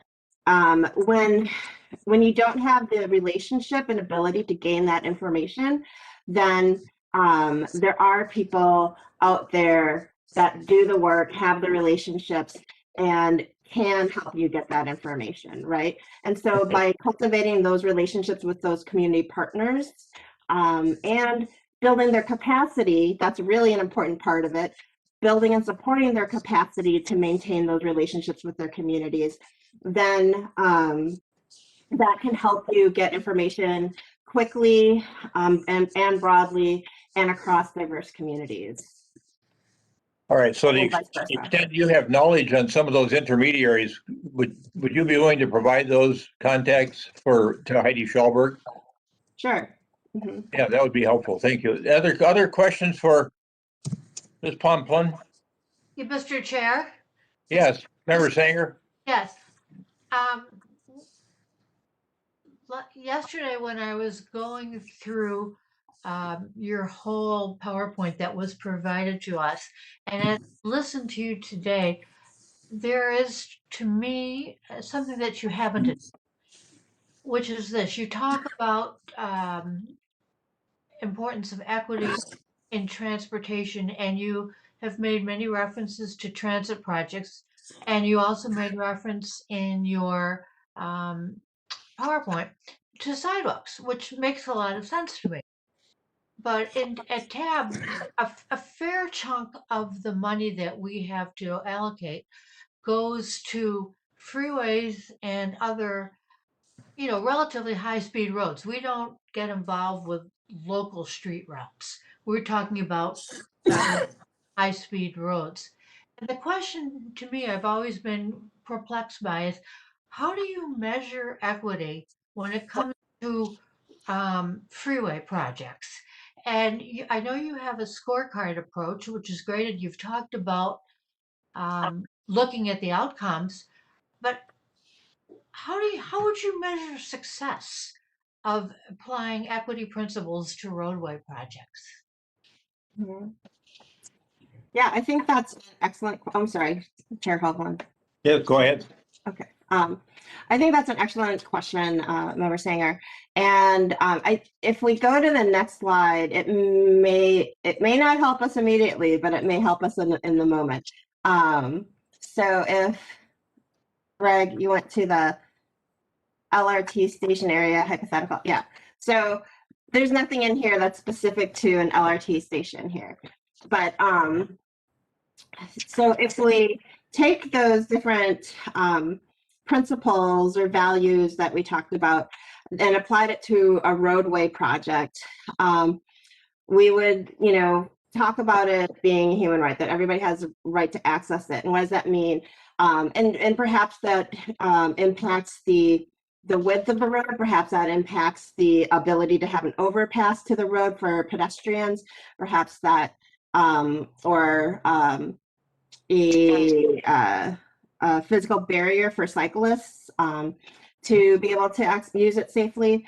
And or it could also be about speed or about, lining it with the sound barriers and trees and things of that sort. So so I'm kind of going into different things, but first of all, that everybody has the right to access it, and that it doesn't necessarily create or perpetuate harm. So if we think about too that roadway projects like 94 and how it cut through neighborhoods, the rights of people to be able to go from A to B quickly should not be valued over top of a community that would be decimated or harmed either, right? And so the benefits of the roadway, but also the impact of that roadway to that existing community needs to be weighed with that. And then the human-centeredness is more of what I was talking about earlier. What do the people need? Do people need a high-speed road through their neighborhood. If that is the best route, how else are people traveling in that neighborhood? And that's, again, you know, maybe it's the pedestrian bridge, maybe it's the bike paths, maybe it's making sure that it is the sound, noise, and things of that sort. But hearing from the community of what they need for their livability as well. Centering in the communities historically harmed. So again, thinking about how roadways have harmed communities in the past. Hearing from the communities that live right there, and finding out how this road can perhaps rectify some of the harm. Maybe, you know, it could be as little as memorializing the roadway, right? We have also Memorial Highway, you know, memorializing the road. Maybe it could be, again, with art that goes over or alongside of it, that recognizes the community that you're driving through. That's not just a blank, you know, highway that without any place, you know, in the community, but you're actually driving through, you know, Harrison neighborhood of North Minneapolis. The intersectionality, again, just being universal in who you're thinking about and making sure that you're addressing the various communities that have been left out. Shifting the power, you know, just like we were talking about to Chair Hoagland's question before, making that commitment to listening to the community and what they need and trying to say yes to what those needs are. Reparative, again, it's just making sure it doesn't perpetuate harm, and then how might it be able to repair it? I mean, there's the Dale Street Bridge that is over 94. They did a huge amount of engagement on that bridge, and they did, you know, community design in that bridge that honored the Rondo community and are generative. So I think looking at that investment and what are the, you know, to Amity's or Member Foster's comment, you know, what are the investments that are happening along it? Is it just letting people zoom through with disregard, kind of like what in North Minneapolis, or does it actually, or might it be an opportunity to create a new stop for communities and a way for communities to promote themselves, right? And promote their business districts. These are things off the top of my head. If you're really working to do an equitable process, you're asking the communities themselves. It's not being answered by yourself or me. But this, I'm just kind of walking through how some of these questions could be answered and thus applied to our roadway. Thank you. We've got about 15 minutes left. I want to make sure that you cover, Ms. Templin, what you want us to absorb, if you will. Sure, yeah. Thank you, Chair Hoagland. I'll give you that, just kind of that heads up. Yeah, thank you. So the next slide, I was actually going to invite you all to think about your road projects and how you might apply it. If we have time at the end, maybe we can come back to that and get you all to be thinking about it. So in the next slide, I just wanted to share the equitable development principles and scorecard with you all. I do hope that many of you are familiar with it, and it sounds like many of you are. It's a tool that was created by community several years ago now, finalized in 2016, but has really grown as a tool to start conversations of equity and equitable development. And so I see this as a powerful tool for you all to be thinking about the projects that you work with. So let me go next.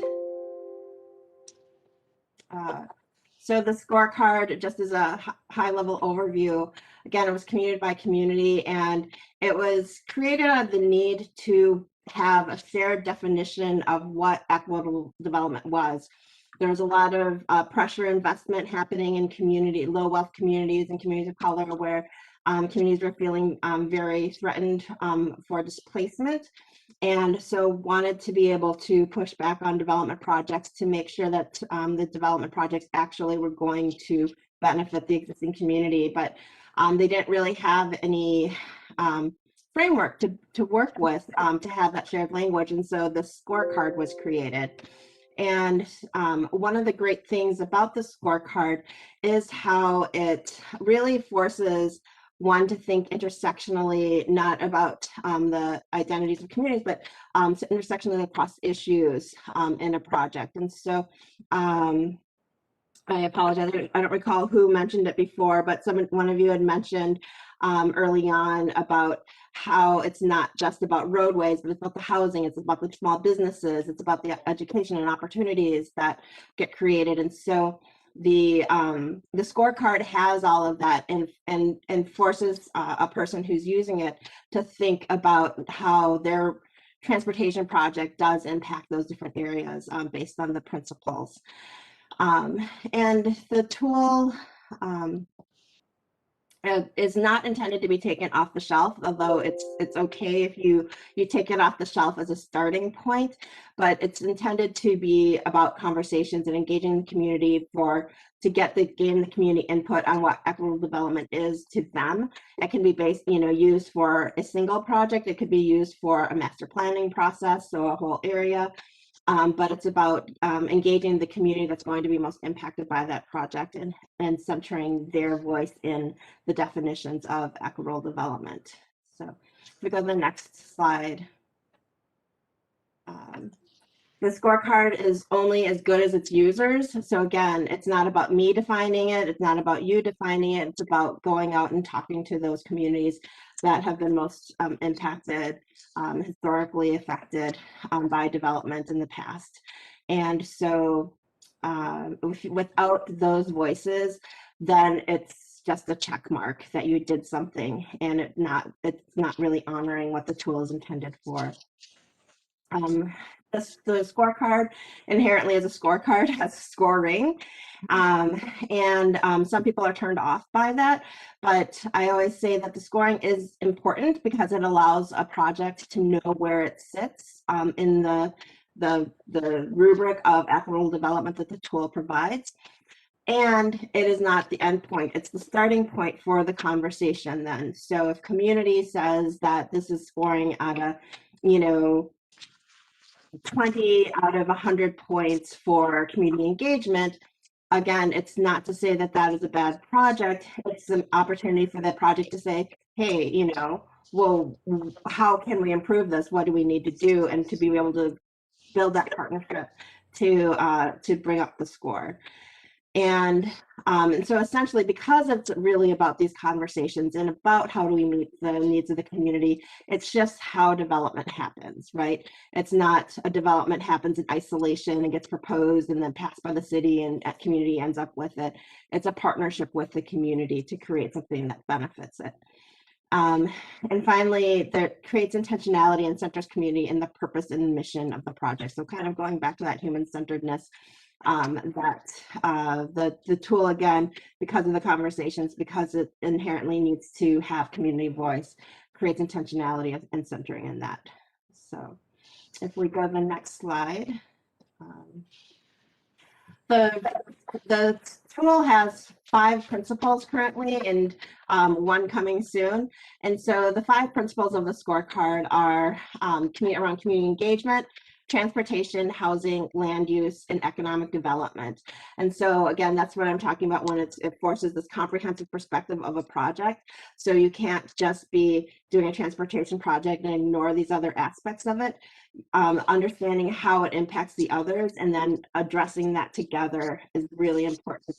And then coming soon, we are currently working on revising the tool. And part of that revision is to include a livability principle.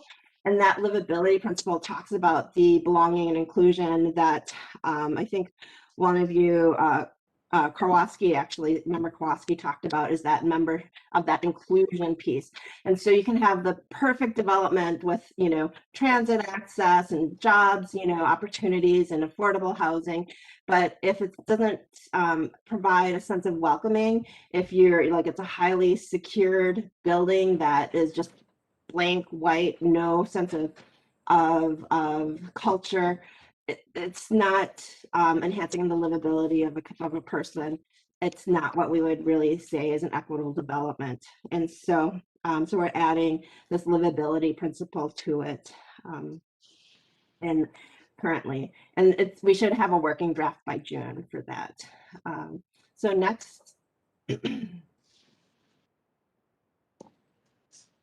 And so I just wanted to give you a kind of a glimpse into what the scorecard looks like. And so it has a scoring sheet that asks about, you know, if the project is, what the project is, what kind of subsidies might it be getting, and then obviously the scores of the scoring process. And then the scoring sheet, the one for community engagement purposes, it lists out criteria, kind of the how might a community operationalize that principle of community engagement, are listed into the criteria. And again, you can take it yourself as a starting point, but it really should be vetted and then refined by the community being most impacted by the project. And then finally, there's a glossary of terms in it.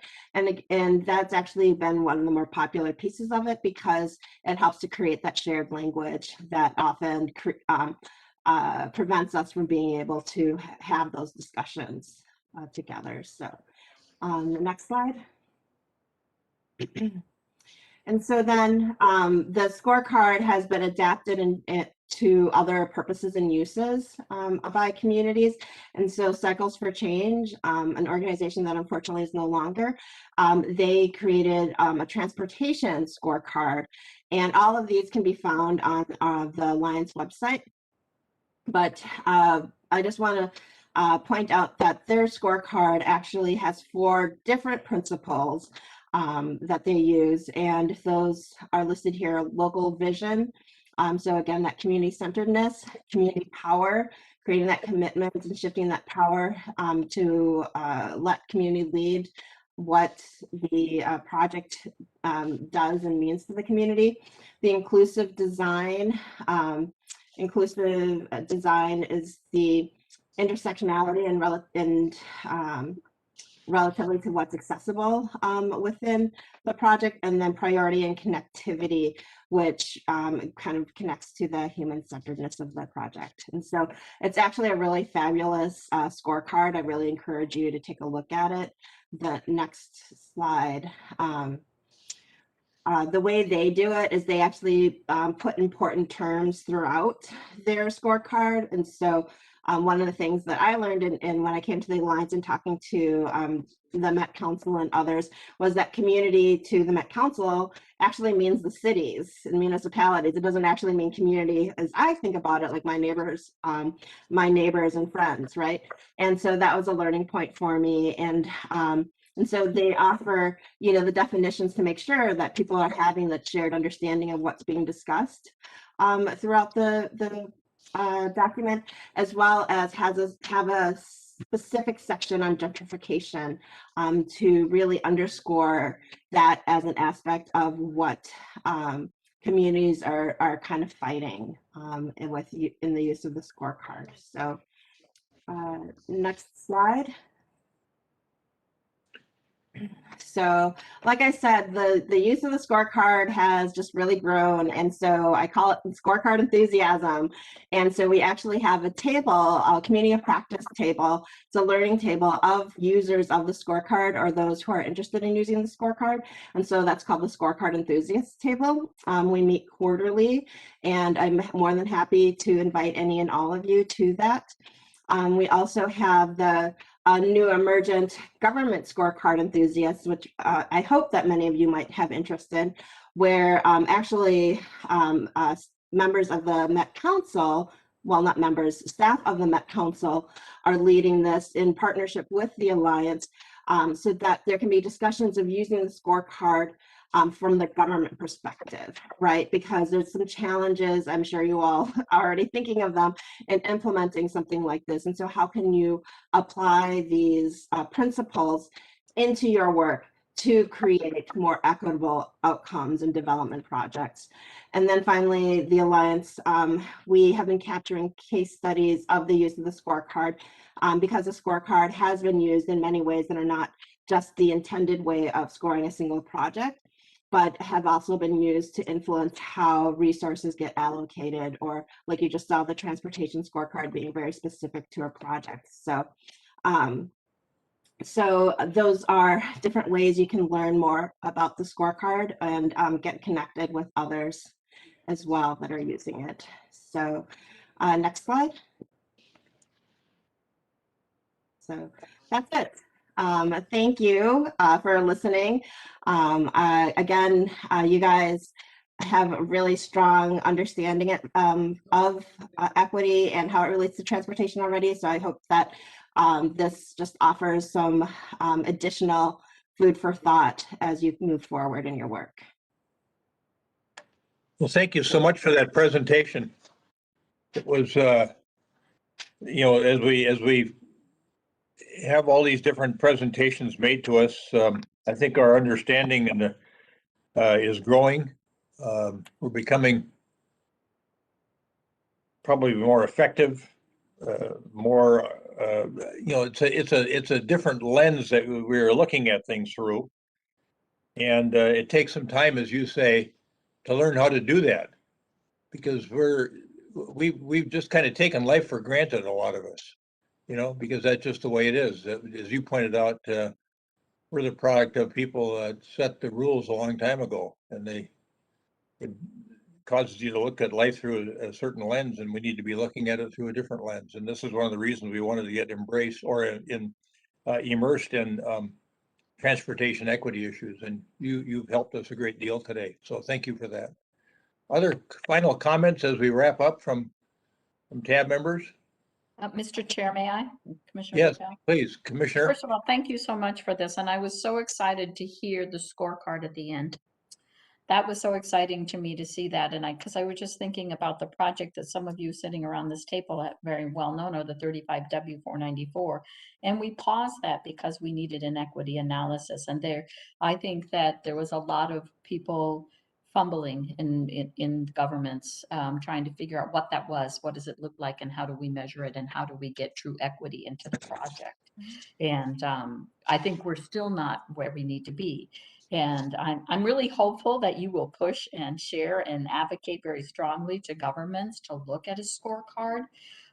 We may need to adapt it for our own use because there are federal guidelines on some of this, but there are ways in which we could certainly be using some more tools that is come right up out of the grassroots of our community. So that's even something for us to ponder more at the Met Council. What does our toolbox look like? So thank you very much. Thank you, Commissioner. Mr. Chair. Yes, Commissioner. I agree with Commissioner Gotel, and to add some, I would additional comments is we talked about this about a year ago. How can we, rather than just approve a road project through a neighborhood, let's rate those road projects as to the impact, both the economic impact, quality of life, equity, everything we talked about today. So I'm hoping moving forward we can develop a rating system that factors in the benefit of the road to the community for equity purposes. That's just going to be a better dollar investment. I think we'll have to figure out a formula, though, that allows the suburban areas to bring equity. You know, it may be a different, you know what I mean? We're going to have different situations throughout our 5-county area. So we're going to have to figure out a way to still bring equity throughout the region, but also factor in the benefit to the community and in all races and economic backgrounds. Thank you. All right, thank you, Commissioner. Ms. Pomplun, you've been helpful on the journey here. You were a good guide today for us and a good teacher. So thank you for being with us. Thank you for agreeing to talk to us. Mayor Williams, did you have something you wanted to say? No. Okay. All right. So we're at the 2:45 hour. I want to thank folks for, typically we're done about 2:30, but thanks for sticking around for this important presentation. And so thanks for being with us today. We appreciate it. And we will see you down the road somewhere. And if we could get access to your scorecards, that might help us with some of the planning we want to do too. Excellent. A great idea. Okay. Thank you, everybody. And we stand adjourned. Thank you. Bye-bye.